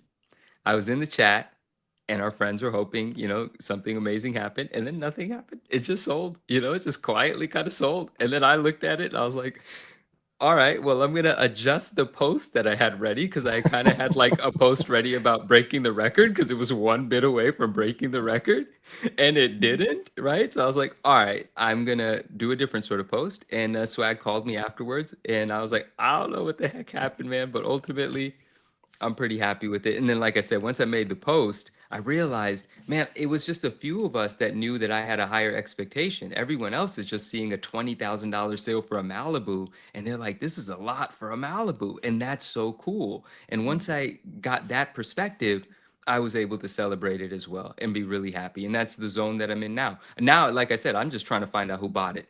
I want to connect with that person, whoever that person is. At least you didn't have like t-shirts made or something like that. Right, like hats. yeah. You know, you Yeah. have like the hats that get shipped with like the wrong championship team on it. Yeah. Someone said, who's taking the over under Manu sends his next book to Golden? I don't know, man. We'll have to play it by ear when it happens. You know, I'll assess the climate at that time. But first, I got to make that book. You know, everything else that I have, I'm able to sell privately, connect with the clients. I think this was the sort of book that was worth sending to auction and see what could be realized out of my reach. And I got to figure out what that next thing is going to be. I have some ideas, but the ideas aren't realized. I got to pursue it and then make it happen. This book took 5 years to turn into a 10. So who knows when the next, you know, kind of thing that I'm excited about happens. Well, it was an incredible sale. congratulations to you. Thank It's a big step for PSA Comics selling at that price point. And that's maybe a good thing because Yeah. PSA might soon need more money to handle some of their situations as we lead into our next topic here, which is a post from this user, BVOTCG, who had this to say: please read, share, and repost, posted on his Instagram. This wasn't the news I wanted to hear, but it happened. PSA damaged my PSA 10 lenticular deoxys while it was getting reholdered. The card was impacted during encapsulation process and was deemed a PSA 6. This is a story that has gone completely viral. As you can see from this post, 1 million views over on the X platform. He apparently had this Pokemon card that has a fair market value of around 40,000 to 60,000. That actually is part of the story and the discussion that we're about to have with this thing. He got it reholdered at PSA. They damaged it. They said, we are so sorry. Unfortunately, during the process, we had to reholder it, and it is now a PSA 6. But don't worry, we can offer you a fair market value of $20,000. A lot of money, except for the fact that the recent sale of this card, which happened to be by the PSA account, was at $40,000 plus. So, Rob, let me kind of throw this over to you here. What did you think about this situation and this viral post? And is PSA going to need to pay up here? So I'll give a brief update here. I talked to the person that submitted this card on Friday, and it seems like things were heading in a positive direction. PSA had contacted him on Friday, and it looked like it was going to head in a good direction. So we would hope to have an update. Though I talk about this in my video that's going live tomorrow, we may not see an update on it because when PSA pays out for a grade guarantee, they make you sign an NDA. So there's a good chance we just never hear anything about this again. And that probably means that it was satisfactory to the submitter. Because they didn't make a bigger stink about it. So if nothing else comes out about this, then we could probably assume that happened. The 20 and 45K, I don't know where they're getting the 60K number. There's nothing other than people just saying, it's kind of like Kevin O'Leary. It's like, oh, this card's just worth 60K. There's nothing to back that up. But the 45K sale came from the PSA vault, like you said. So the video that I made originally talking about this is, if PSA wants to be in the business of grading cards, selling cards, having card ladder that prices cards, you kind of paint yourself into a corner on these situations. You have zero wiggle room on this. Like, you have to cut the check for 45K. And I am sure they would have gladly spent the extra 25K to not have this go completely viral. Like, they have gotten so much negative press from this. Like, that tweet alone got 1 million. I can't tell you how many Instagram stories and reels I have seen about this card, how many Facebook posts I've seen about this situation. And I don't know if it was just as simply as the left hand didn't know what the right hand was doing or what. I do know, because I have talked to folks that have done grade guarantee things before in the past, and the number is negotiable. Now, in this case, it was clear cut. There was a recent sale at 45K. There hasn't been a sale forever. It's pretty clean. But as you know, one of the big conversations in cards this past 2 weeks has been like around comps, and like not all comps are created equal. And if you have multiple sales and outliers and all this wasn't really the case with this. But generally speaking, on grade guarantee stuff, there is some negotiation there. I know plenty of people that, the PSA initial offer is a little light, and then you go back and you show them like, well, these sold for this, and how come it's not closer to this number? And they come back and are like, oh yeah, we agree with that. We'll go ahead and give you that number. So just like when you're buying a collectible, there's a little bit of negotiation in there. It's not clear cut. Now, that being said, this was just a straight low ball. Where that came from or how it got generated, I don't know. We'll probably never know. But it does seem like, fingers crossed, this guy's going to get a check that he is happy with. And I'll say, like, because there's a comment from Eggplant Comics where it says, it sucks, but I take the money and run. No guarantee you get anything. That's not true with PSA. Yeah. PSA, there is a guarantee. And that's why you can actually, have these conversations, and you can push for something, because that is one of the, I mean, when you had, was it Ryan Hogue? I don't remember who it was, but you had somebody on your channel that was talking about how much they spend on these like guarantees That was they have to Matt, pay I out. think, when I had Okay, Matt yeah, on. how much they have to spend, and it's a lot of money. Like they spend a lot of money to keep that, to make people, you know, believe in what they're getting, you know. And Now, so the grade guarantee is not perfect. There are some flaws in it, and the trade-off of the grade guarantee, big reason why they have it, and one of the biggest things that people like to bitch about on PSA is the upcharges. The part of the reason they have the not all, but part of the reason that they have upcharges is because of the grade guarantee backing it up. Now, also part of the reason that they have upcharges is because they can. That's a big part of it too. But there's a reason why. Now, CGC has a grade guarantee. The funny part about CGC is they have a grade guarantee on cards. They don't have a grade guarantee on comics, which is, I find, very strange, extremely amusing. Yeah, I agree. To me, can I ask you this, Rob? Just in trying to unpack and follow the story for myself, like, I just sort of wonder, was this one of those things that went viral before it would have naturally played out and been fixed anyways? And what I mean to say by that is, you know, from this post, you know, shout out to Auburn35, who's a friend of the channel here, friend of Rob and myself as well. He says, what was the declared value you placed on the card during the Reholder submission? 45K. It's understandable to be upset with the damage, but even without a disputed fair market value, PSA terms allow for a payout to be lesser of the declared market value. I wonder if, like, did he like submit the card with like a $20,000, you know, value? Like that was the one he did. So like kind of the instant process that he got sent to him was like, oh, hey, we'll pay you out for $20,000 because that's the insurance value. And like, yeah, like you have to put up a stink after that because like that's not what he actually checked. And in all likelihood, I would just think that in all these cases, PSA, if you give them pushback or have the conversation, they would always fix this situation. Like, wasn't there like an Otani card? Remember one time that was like a story that you did that had to get a payout from something like it was trimmed or something like that. And yeah, that was one that once again we don't actually know what happened there. We just stopped hearing about it. Yeah. So I just think it was an interesting thing because it went viral. This at. Yeah. Like, I just wonder if it, like, did it go viral so fast that it was like, how did PSA not take care of it? But it was like, they probably just would have, like, in the process of talking to the insurance claims and all that. I don't know. And I don't know that we know the clear time frames, like, of when they emailed him. Like, I don't know that we know like the exact day and time stamp of that versus when he emailed them back and was like, no, 20K is not good enough. And they're like, well, you know, this, that, or whatever. That all, to your point, could have happened within 45 minutes of each other. And maybe the process did not complete itself. Maybe if this never gets posted on Monday morning after it gets escalated a few times, it ends up taking care of itself on its own. We'll never know that. You know, that's the alternate timeline of all this at this point in time. I could guarantee you this helped him. There was no pushback probably. Yeah. And well, I'm assuming anyway. You know, like I said, we're not gonna 100% know for sure.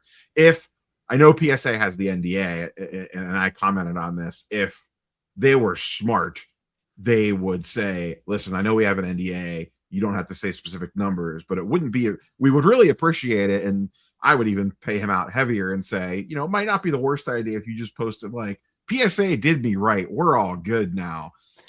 Even though that tweet would not get 1 million views. It probably would be in PSA. They'd probably attack him for being a PSA shill. Yeah.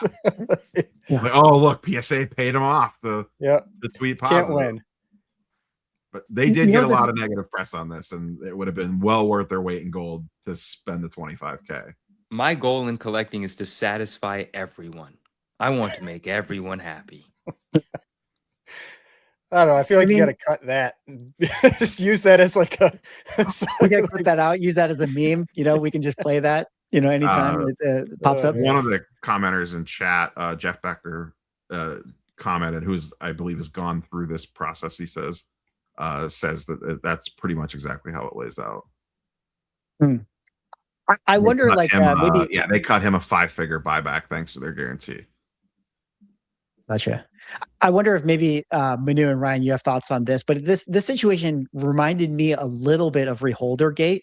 And from what I know in some of the conversations that we've had, with people that experience that, like it was a little bit of like a push-pull in terms of like Oh yeah. saying what the value is and like trying to get maximum money, and then like having to justify like, well, actually the sale was this and whatever. Obviously this looks really bad because the recent comp sale literally came from PSA. So that's like the ultimate irony of, and probably why this particular one went so viral. But I wonder if you guys had thoughts on that CGC swap situation. It's been a while, so I'm going to say a couple of things, and this doesn't apply to any one person because I did this for multiple people, so it doesn't really matter anymore. CGC put out the list of whatever, right? And there was way more books than the books on the list. It is what it is. But the people that had the books on the list had the ability to send your books back in. You had to give them up. You had to send your books to CGC, and then they would look at the books, keep the books, do whatever they do with the books, I don't know, and then send you an offer. And most of the offers were crap. Yes, the market was different, but I'm talking about certain books, $30,000 were paid for, and at that point in time, they were $15,000. And CGC would make claims like, you can buy one of these for $10,000. And you can't. Where are they? And even if one person made one available, the second one's not going to. There was a whole bunch of stuff. Yeah, it was the ASM 30098 newsstands because they just weren't out there. I think that was one of the big sticking points for some people. That was definitely some of the books as well. Absolutely. But there are people in life that don't negotiate, that don't like what's the word? Anyway, confrontation, right? But I say this, and a lot of people say this, I didn't come up with this. In life, you get what you negotiate, not what you deserve. And the people that were just about to settle with whatever the offers were, I said, no, I'll write your emails for you. And I wrote emails for several people. And with each email, the offer went up. With each email, the offer went up. And when it got to certain books, when it got to a certain price where they didn't want to pay it, they offered to replace the book. At which point the negotiation became, well, you can't just blindly send me any 9.8 of this book. I have to be able to see the book and say that is a direct replacement for my copy, that I do like it, that it is represented properly, right? Because you might have one with shit colors, a bad wrap, all of the things we talk about, right? So the negotiation process for a lot of books was super frustrating. Obviously, the companies trying to get away with is the wrong word, but I mean, it's in their best interest to give as little as possible. But it was a tug of war. It was a fight to negotiate. And many negotiations went smoothly once the second email was written. But off the bat, some of the offers were absolute crap. Any other thoughts on this story right here before we kind of move on to our next? But it seems like, Rob, this is going to have a happy ending for this user. It seems like it's heading that direction. I don't want to guarantee anything because I don't know the situation that well, but he seemed positive on where things were headed last that I exchanged DMs with him. Yeah. And I mean, like just as I think anybody that's had like a frustration with whatever it is, some type of grading or something like that, even if it was only 45 minutes, like when you're thinking I can just put myself a little bit in that person's shoes. Like you're thinking about like, I'm going to lose $25,000. That 45 minutes feels like a long time. And you start thinking it over and over and over and over again. And you get angry. And then you're just like, I'm posting about this. You have to go online, you post. You don't care. You're not waiting. Like if they're not responding to your email right away, you're like, you get more and more frustrated. And I can totally see that happening. Like just because, like you're going to be pissed. Like they damaged your property and then they're trying to lowball you. And you're not going to want to, you're not going to take it well. And it's the crazy part is that's that guy's only tweet. Oh, really? Yeah, he has a big Instagram following because that's where I found him. But it looks like he has a decent following in the Pokemon space on Instagram, but that's his only tweet. So think how much traction the Instagram post got along with like the Twitter posts. Yeah.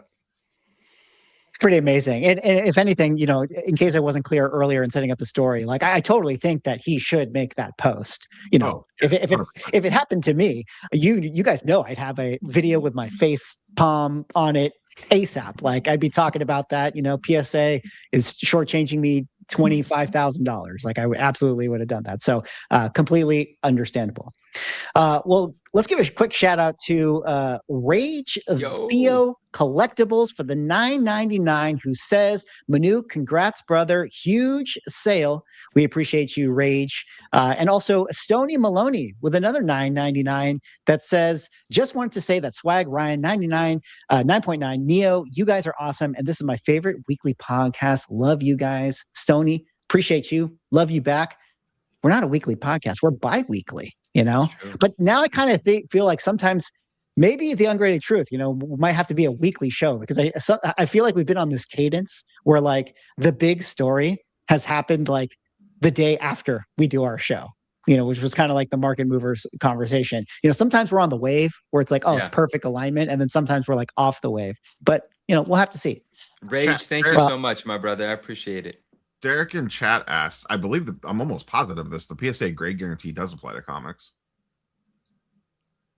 PSA grade guarantee applies to comics. I mean, I'm almost positive. It seems like I wouldn't be surprised. I've never heard that it doesn't. I'm but almost positive that it does. Also, quick shout out to Geeks Are My Peeps, the new channel member. Geeks Are My Peeps, I appreciate you for that one. All right. Well, let's head on to our next topic here. You know, the guy was upset about his Pokemon card being damaged, and hopefully is going to be getting a big payout. And maybe what he should do with that big payout is move it over to Manga, because guys, Manga is about to go to the moon. Shout out to Jeremy Padawar, who had a post that kind of went viral in the collecting space, a collab with Beckett, that said he just paid $275,000 for these first print manga volumes. You guys can see a Dragon Ball, a One Piece, and a Naruto. And Jeremy kind of went on to talk about Manga. He made some videos on his Instagram page where he kind of laid out his entire thesis as to why he has decided to move into manga. He talks about how, you know, Superman, he remembers it selling for, you know, $100,000 back in the day, and now it's a $9 million comic book. And also One Piece is actually a lot bigger than Superman is. And he kind of, you know, has always been on the forefront of the collectible world and talking about, you know, Pokemon cards before they were really hot. And now his play is in the manga space.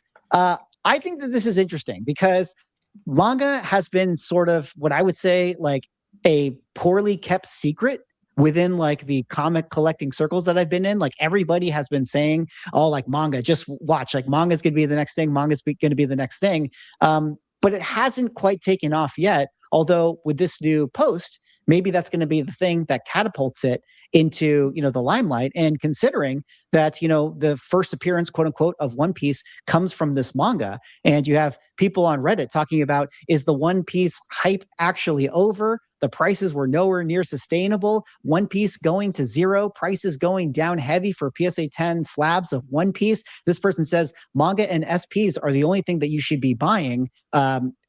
Of course, there are some promo cards that are maybe worth picking up, but I sort of wonder, like, is this the perfect storm? Like mangas to the moon, One Piece cards going to zero. Maybe all my One Piece money should actually be going to picking up a first edition. What do you guys think about all this? I'll say one, Jeremy has an absolutely insane collection overall. That guy has ridiculous cards in his collection. And he actually, I don't want to completely misquote this, I believe he lost a large chunk of his cards in the fires in California a couple of years ago when that happened. And he even had them stored in a bank and they got destroyed. But that guy has insane stuff. Jeremy definitely does have insane stuff. I just want to say, we are fans of Jeremy over here on the Ungraded Truth. We'd love to have him on the show. So invite open to Jeremy. Please come on. Yeah. I can speak more to the card side of it than I can the manga side of it. The big thing that's going on with the cards is basically what's happening to Absolute Batman 1. More graded supply is coming to market as everyone ran to grade all their stuff than the market can support. So it's pulling prices down. It might be temporary. They might bounce back, but right now it's as simple as supply is outweighing demand more than anything else. That's my thing, that I don't know enough about what is truly available out there with manga, because with Superman 1, like the comparison to Superman 1 and everything, like those books are mostly gone. Like they were destroyed in paper drives and parents throwing them out and just not being collectibles really back in that time period and everything. And manga just isn't that old. You know, it's very possible that there are large numbers of them out there. Now in high grade, maybe not. Like, you know, it's like that could be a different story. And so yeah, it is.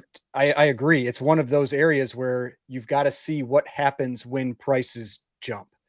Because if you see prices jump, it pulls things out if they're there. If those numbers like of if the number of copies or census or whatever there is out there for manga, if that stays relatively flat after big sales, then you start to have some justification for that pricing. But you've got to give it a little time to really know what's out there. And maybe he's done that research. I don't know. But yeah, that would be my biggest concern. Is, correct me if I'm wrong, CBCS is the only one that grades them, right? CGC does not grade mangas? Yes. Beckett CGC is the in only theory one that could. grades it. I believe they I don't think they are yet, but there's no reason why I don't think that they could probably use their pulp cases to grade manga. Like I'm surprised they haven't. I don't think they have, but I'm surprised they haven't tried to push into that area yet, because I would expect manga would be much more profitable long term than pulps. 100%. You know, it's interesting with this sale because he said in his description that this is one of the most significant private manga transactions to date. And we've been having a lot of conversations about, like, you know, the hype and the marketing that kind of goes into it.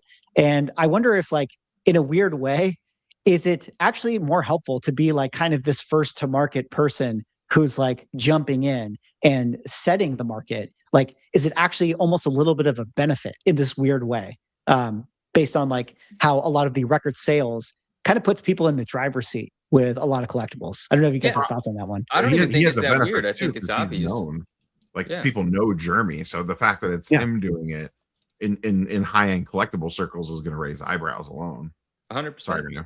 He's sorry. We're saying the same thing. I think it's very obvious. I think Jeremy, I don't think this is a bad thing. I think Jeremy's very aware of that. He's very public in the world of collecting. He's built a business on collecting, and he invests in collectibles, and he's very open about, you know, how he likes to buy things that he can 10x over 10 years, I think. And you could correct me if I quoted him incorrectly. And I think he believes that this is going to have a higher payout.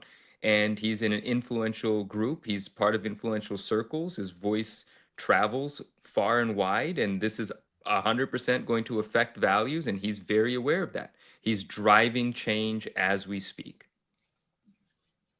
Yeah, and I guess that's always like we've seen that in other collectibles too, though, like video games and VHS. You know, VHS, I think we always felt was kind of like not gonna probably take off, but video games definitely had like a big pop, and then you haven't really I don't hear much about them anymore, and so it's hard to know for sure what the market is going to be. Yeah, they still do, but they definitely aren't the center of attention that they were like 3 or 4 years ago.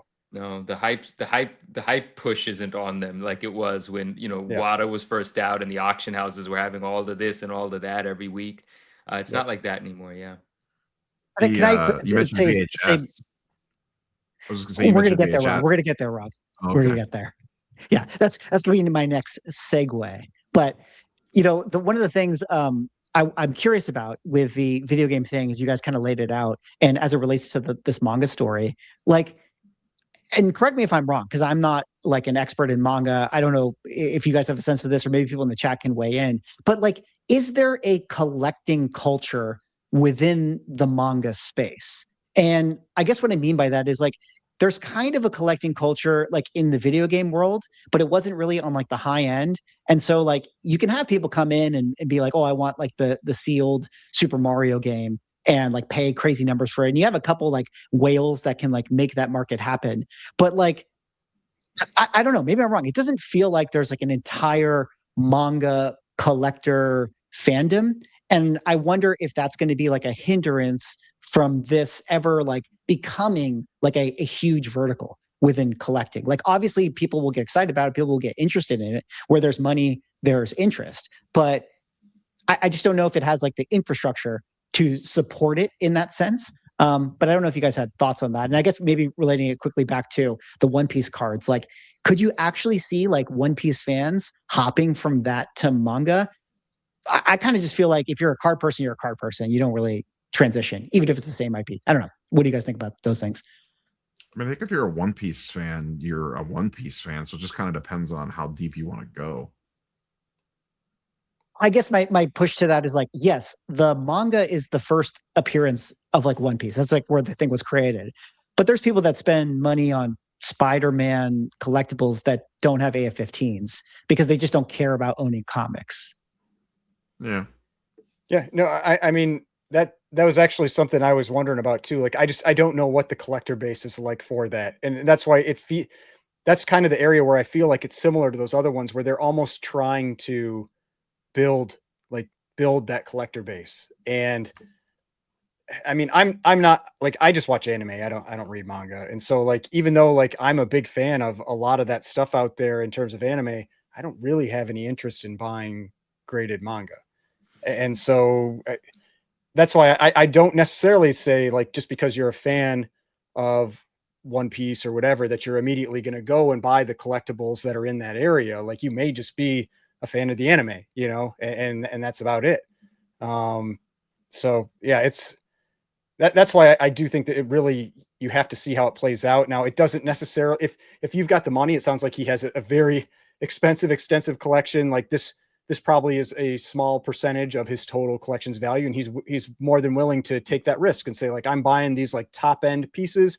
And if 10, 20 years from now, they're 10 times, 20 times the value, great. You know, I did really, really well. If they're worth about the same, you know, it's not like a huge percentage of my portfolio and it's worth the risk. But if you're like thinking of dumping like all your money into it, that's a different story. And I think, Ryan, what you just said is very important. And if I'm not mistaken, I believe Jeremy is on the record as saying that so far this year, he has spent 1.25 million investing into collectibles. So this is, you know, a fraction of that, and he plans to spend more throughout the year. And that's important perspective to have. You know, this is an individual that is placing bets passionately and really enjoys what he does. And not everyone can do that, right? So you make a really valid point. For me, manga is so far out of my wheelhouse. I have no idea what's out there and or what it is or what, you know, what year. Like, I think some of those were from 1980s. I think some of them are modern. I don't know anything about it, so I do not have my finger on the pulse of what the collecting market is. But hey, Jeremy's a smart guy. But also, I think he's probably right more often than he's not. I really don't know that. I don't know the extent of his collection, but I know he's placing bets and he's probably prepared for whatever. But he's a smart guy. I have no idea. Yeah. Well, it'll be interesting to see how it all shapes out. I mean, people in the kind of circles that I've been talking to have definitely been talking about manga for a long time. And maybe this is going to be that catalyst to kind of put it into the zeitgeist. But, you know, with manga going to the moon, that could be a good thing for it. But it's not such a good thing if you're a VHS collector. As Rob was kind of insinuating earlier, Beckett Collectables just made an announcement that they are closing their doors for graded VHSs. Now, maybe there's not too much to say here. You know, they kind of said that this is going to be the last time to submit your graded VHS tapes. But perhaps the more interesting aspect to this is this that first step in Beckett/CBCS starting to close shop? As we all know, Collectors recently acquired Beckett/CBCS. And we all kind of guessed that this might be what is going to happen with them shutting their offices. But guys, what did you think about this announcement and you know, the broader conversation of Beckett closing up shop? Well, I guess one question: does PSA have anything else that grades VHS? Like, do they have any other arm? So. I don't Because think I so. mean, maybe they just finally got to look under the hood and they're like, there is no money here. It's like we're grading like 10 of these a week or something, and so let's just shut it down. I'm almost positive PSA does not grade VHS. And by the way, PSA does have a grade guarantee on comic books. I did confirm that as well while we were poking around. I'm They gonna do grade video games, but not comic books. And they recently PSA recently canceled their Funko Pop grading, other than authentication for autographs. Because didn't PSA buy WADA? Yeah, Yeah. Rebranded. They rebranded it. And they rebranded it. Yeah, it's now PSA. Excuse me, Swag. I apologize. I know you just broke this down. Beckett's not. Is Beckett announcing VHS grading for the first time, or have they always done? They're closing it down. They're closing it down, and they're giving 50% off, so you can grade at a company. Like if you had like one last thing you wanted to send in, this is your shot. Yeah, I don't think I'm going to be sending them any, but I definitely want to grade some VHS. I just like the nostalgia of it. I don't know that anybody else does. It's all right. I like it. I don't know who I would grade it with. CGC grades VHS. Yeah. You know what? And I will say this: CGC's graded VHSs, they look great. They look cool in that case. They look fantastic. I've seen those on eBay and stuff. I've been tempted to buy a few, and all the ones I want are. And hey, we got Vancouver Comic Junkie in the chat. He says Beckett had the worst VHS case. So there you go. Oh, interesting. All right. Well, Vancouver Comic Junkie is definitely our VHS expert. He's our cool. phone a friend in terms of understanding that market. Right.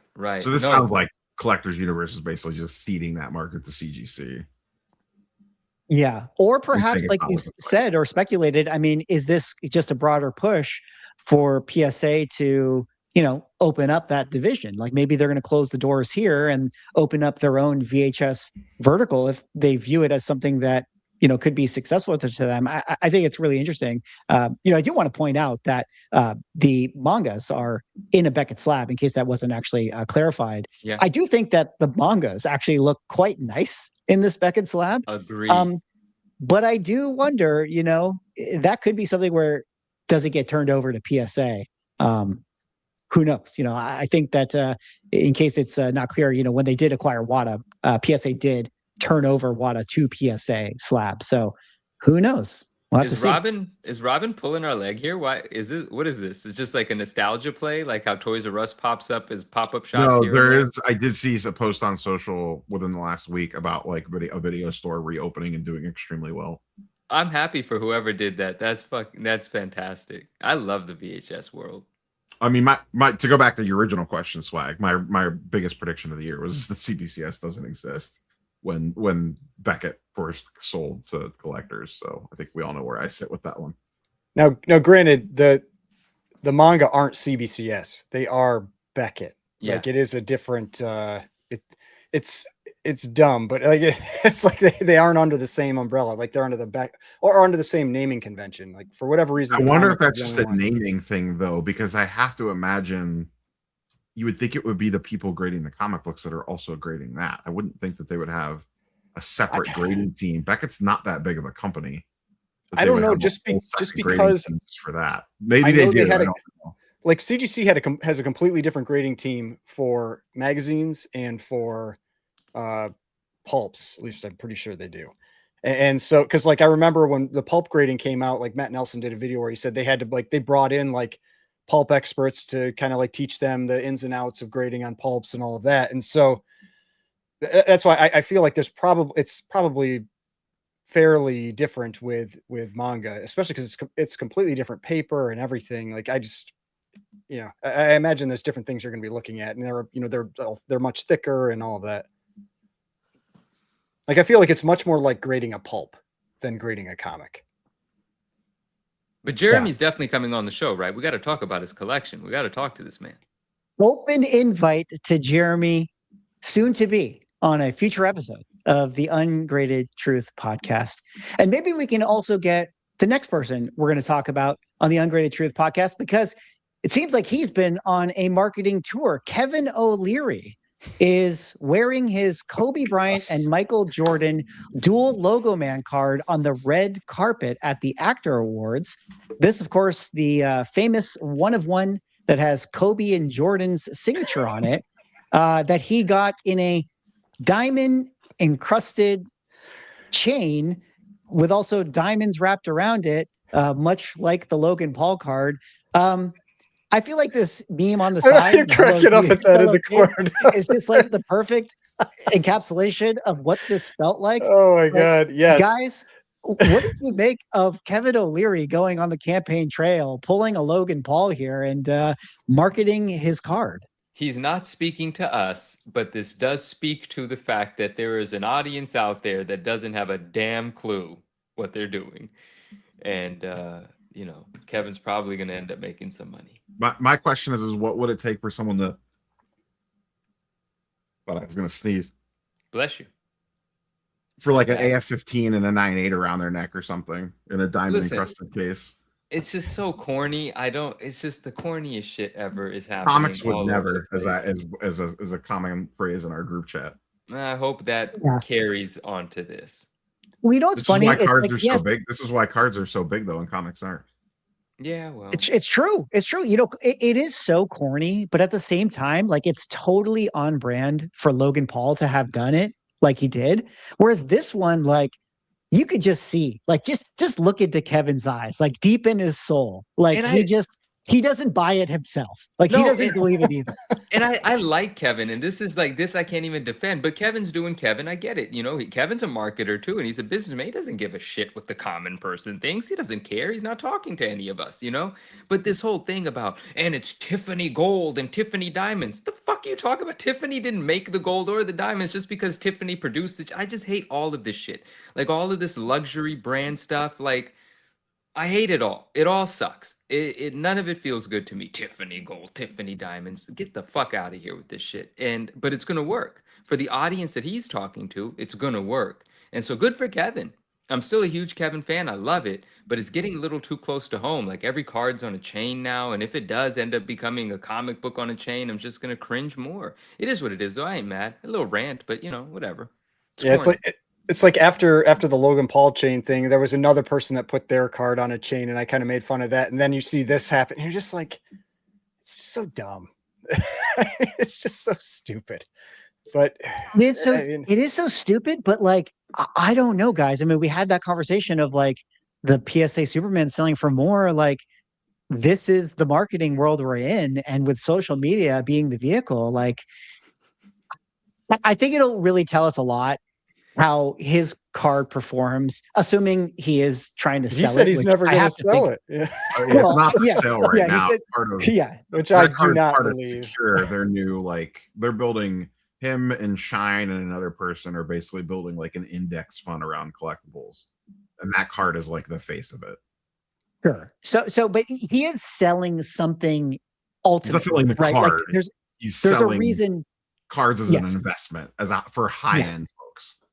Yeah, he is wearing it around his neck on the red carpet for a reason, because if he's selling the card itself or selling some venture that he's eventually going to, put out, he's definitely selling something. But I just think that this is the world that we're in. And like, until it doesn't work, I think that it's just going to get more and more like this. There's a risk in it getting so ridiculous because it creates a misconception in the minds of others. This is how bubbles are created. This is how collapses and crashes happen.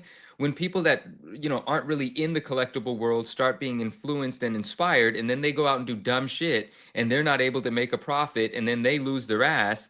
The collecting market goes to sleep for 10 years. You know what I mean? It's like when the people that aren't truly here jump in because they think everything is going to make them money. That's only good while it's good. And it's only good for the people selling into it. Now, I'm not saying there's anything wrong with it. It's just a matter of fact that creates bubbles, and then bubbles have to burst. Like this level of excitement, enthusiasm, this level of hoopla generally doesn't end well. But while it's happening, get your money, sell into it. That's what you're supposed to do. I don't know. You got to be a moon boy. Yeah. You don't know what you're talking about here. Okay. Because when I go over to Logan Paul's Rip It, this is what I see. What is this? I can't. What is this?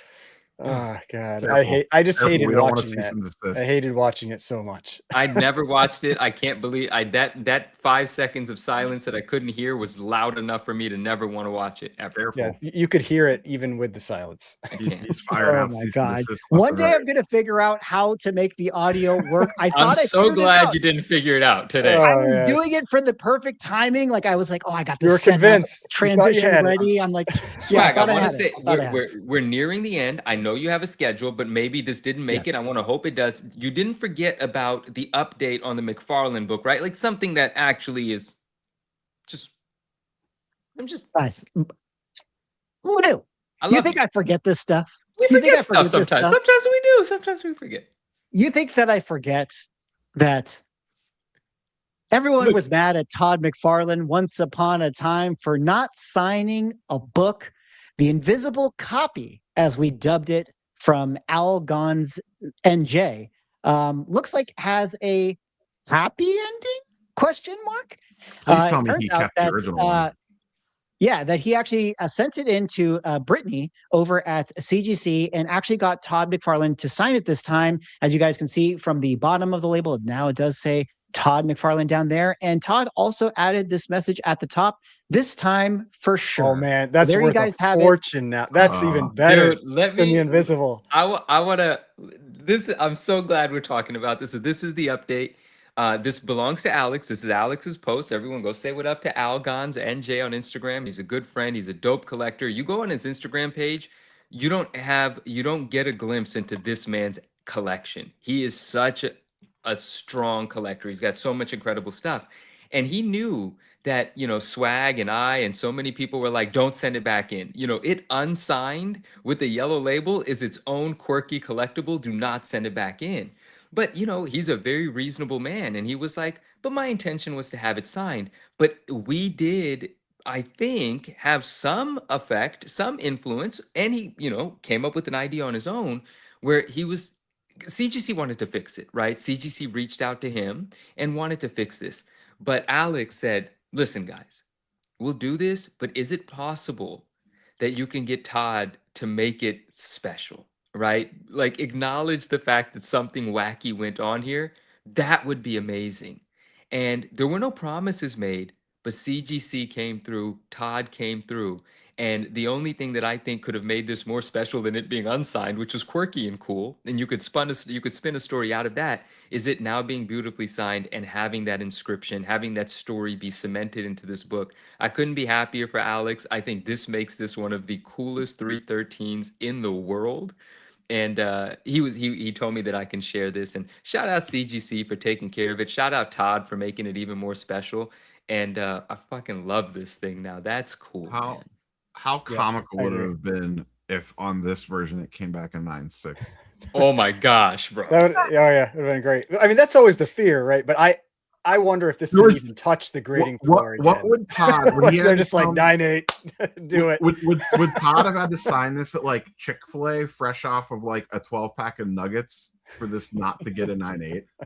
It's something real dramatic, bro, because that would have been so bad. But yeah, like this was the most guaranteed lock 9.8 crack out of all time. There was no way this was going down to a 9.6.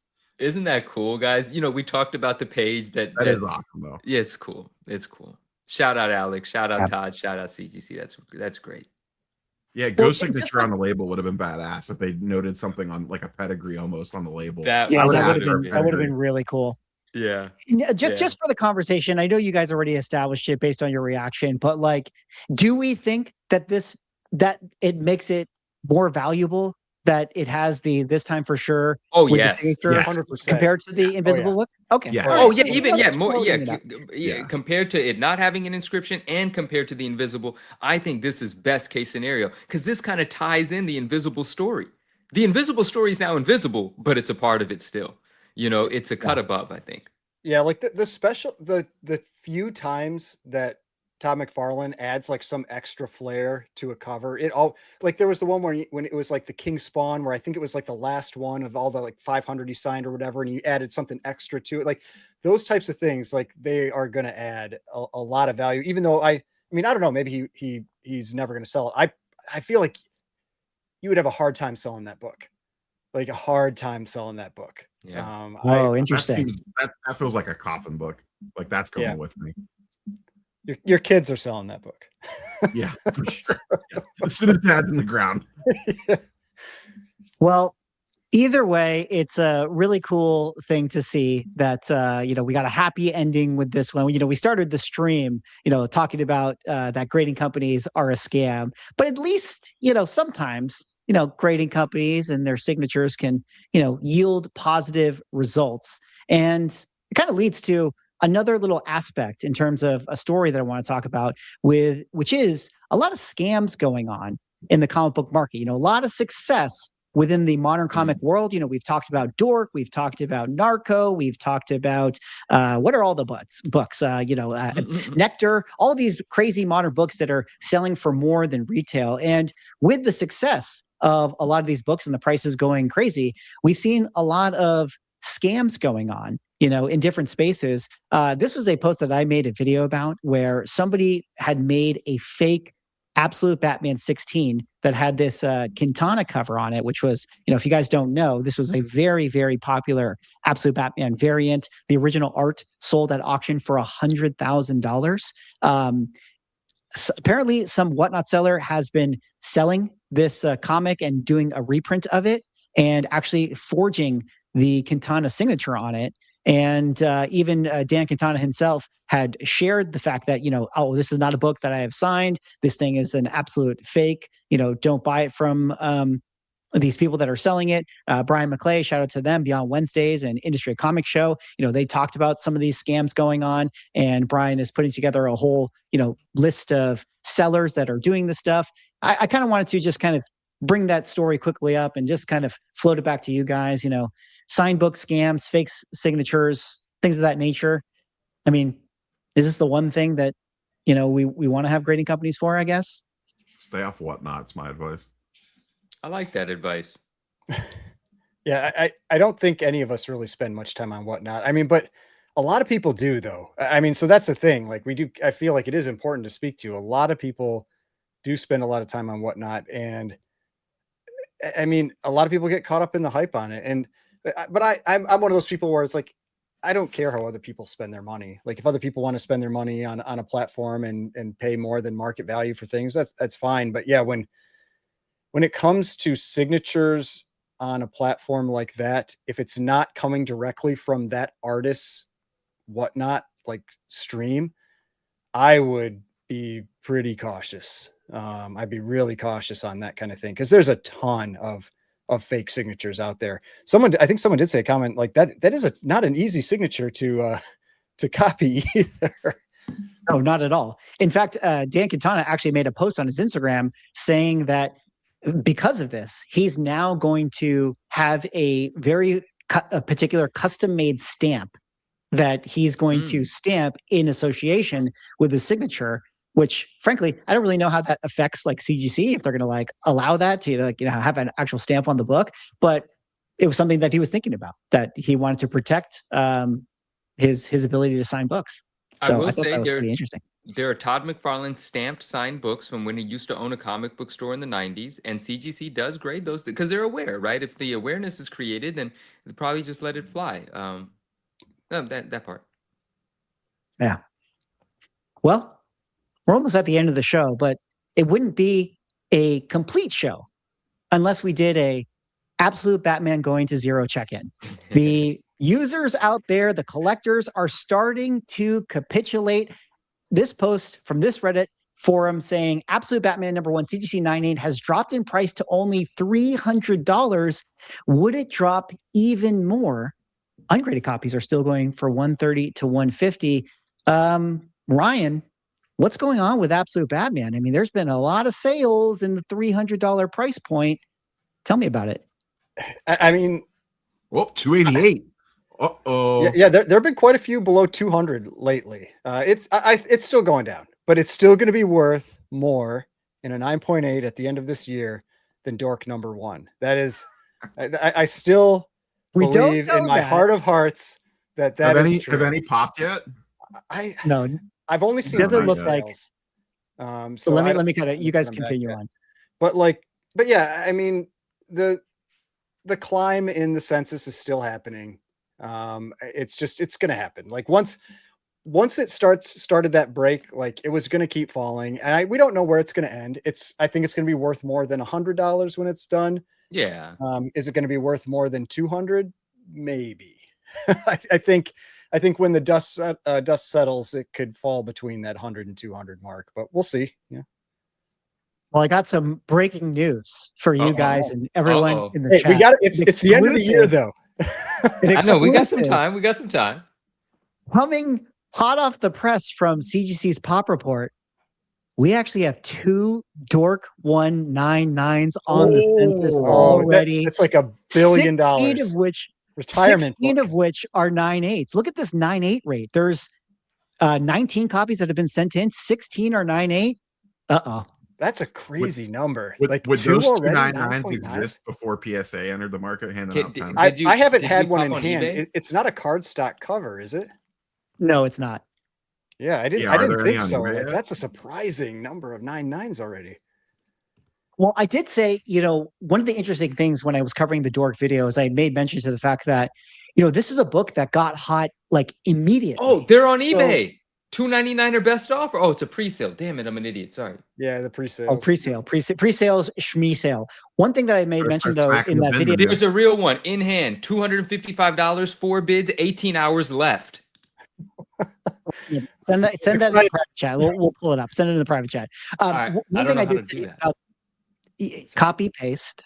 You don't have a copy. It's a different. Come on, different problem. Grandpa. No, it's fine. Computer phone. I don't know. It's fine. I'll figure it out. All right. Well, the point I was trying to make is that, this was a book that got hot immediately upon release. So that, once it got hot, people were going to send it instantaneously in to be graded. So there wasn't going to be time for this book to have shelf wear or to get thrown in dollar bins. So you knew that the 9.8 rate was going to be really high, no matter what the print count was. So maybe that kind of explains why there's a decent amount of 9.9s that They better already get are those popping up. 9.9s to golden ASAP. Yeah, but no, yeah. I mean, it'll be interesting to see how that all plays out. But I mean, I kind of joke every time I see one of those Absolute Batman posts. I paste it into the chat, and I'm like, this is my 57th alt or whatever. Like me, crapping on the book. But it's true. Like I've seen quite a few people posting about those prices, which just means people are nervous about it dropping, and they keep asking oh, is this going to keep happening? And that just, it drives the sales, because then people go, oh, maybe I should start selling mine now. And because you can just think about it's going to drop more. It will. And just, you can buy it back for cheaper later. You can play that game, and you can get it for a lower price at some other time if you want. Hey, Ryan, am I not allowed to bid on this book? I would say, well, I mean, I guess if you want to spend $300 in order to win $100 shilling it. I'm gonna buy I will be fine with that. No, I'll stay out of this. I'm not bidding on it. But I like. I'll tell you this much. This thing ends in 18 hours and 55 minutes. I know what my Monday video is going to be about. That's for sure. I like that. Sunday, 3 p.m. What a terror. Oh, wait, that's probably West Coast time, right? Yeah, it's on. West Coast time for me. That still seems like a shitty time to end an auction. It's not too but I mean, bad. already at It's 6 p.m. 2:55, East Coast. Not bad. Yeah. Well, let me give another quick shout out to Stanley Maloney, who had a second super chat for $9.99. I meant bi-weekly, but I'll pay for the weekly. Also, just a PSA, CGC has a witness signing with Larry Lieber. I'm not a shill, but he's 95, so it might be your last chance. Yeah, one thing that's interesting about the Larry Lieber signature is he's one of the only people I know that signs every letter not in cursive. You know what I mean? It's he does the whole thing. Worst signature in comics. Oh no, it's 95. What do you want? No, his older ones. It's straight text. It is my least favorite signature to see on a book. I do not like it. By the way, whoever's selling that Dork one is just they owe us a cut now, because that just got a serious marketing hype from the podcast. Is anyone in chat gonna bid? The road to 1,000. I will be so excited. It's going to be a great video if that thing sells for $1,000. $1,000. On it so bad, but it's just not. It's just I'm just doing it to do it. I don't want to do that. That's some defensive bidding right there. It is. It's just for fun. It's just to have a little fun. I'll go ahead and bid $750 on this damn thing just for fun. I'm not gonna though. Yeah. He's got Malibu money. What does he care? Oh, absolutely. Well, fellas, I would say that we had another incredible show. I think probably our best show of all time, which is why if you guys haven't subscribed to the YouTube channel, the Ungraded Truth Podcast, link in the description, you probably should, because we're going to go to the moon with our show. You know, we've only been trending up. Every time we get better, you know, I don't fumble my words as much. So give us a sub, give us a like. Oh, also shout out to us. We had our most viewed video the other week. This one got 3.9. Let me say that again, 3,900 views. Nice. We went viral over here on the Ungraded Truth Podcast. Apparently, people don't like the fact that PSA raised their prices. So there you go. We also are on Spotify, guys. Link in the description here. Head on over to the Spotify. Give us a listen. Give us a review. We really, really appreciate it. Trying to get it popping over there. But gentlemen, been another great show. Appreciate you guys taking the time. It's always fun hanging out. Parting words? Yeah. I don't know. Grading's a scam. You know, that's all. Okay. That's Grading the important is a scam. takeaway from this video. Absolutely. Grading a scam. See y'all in the next time.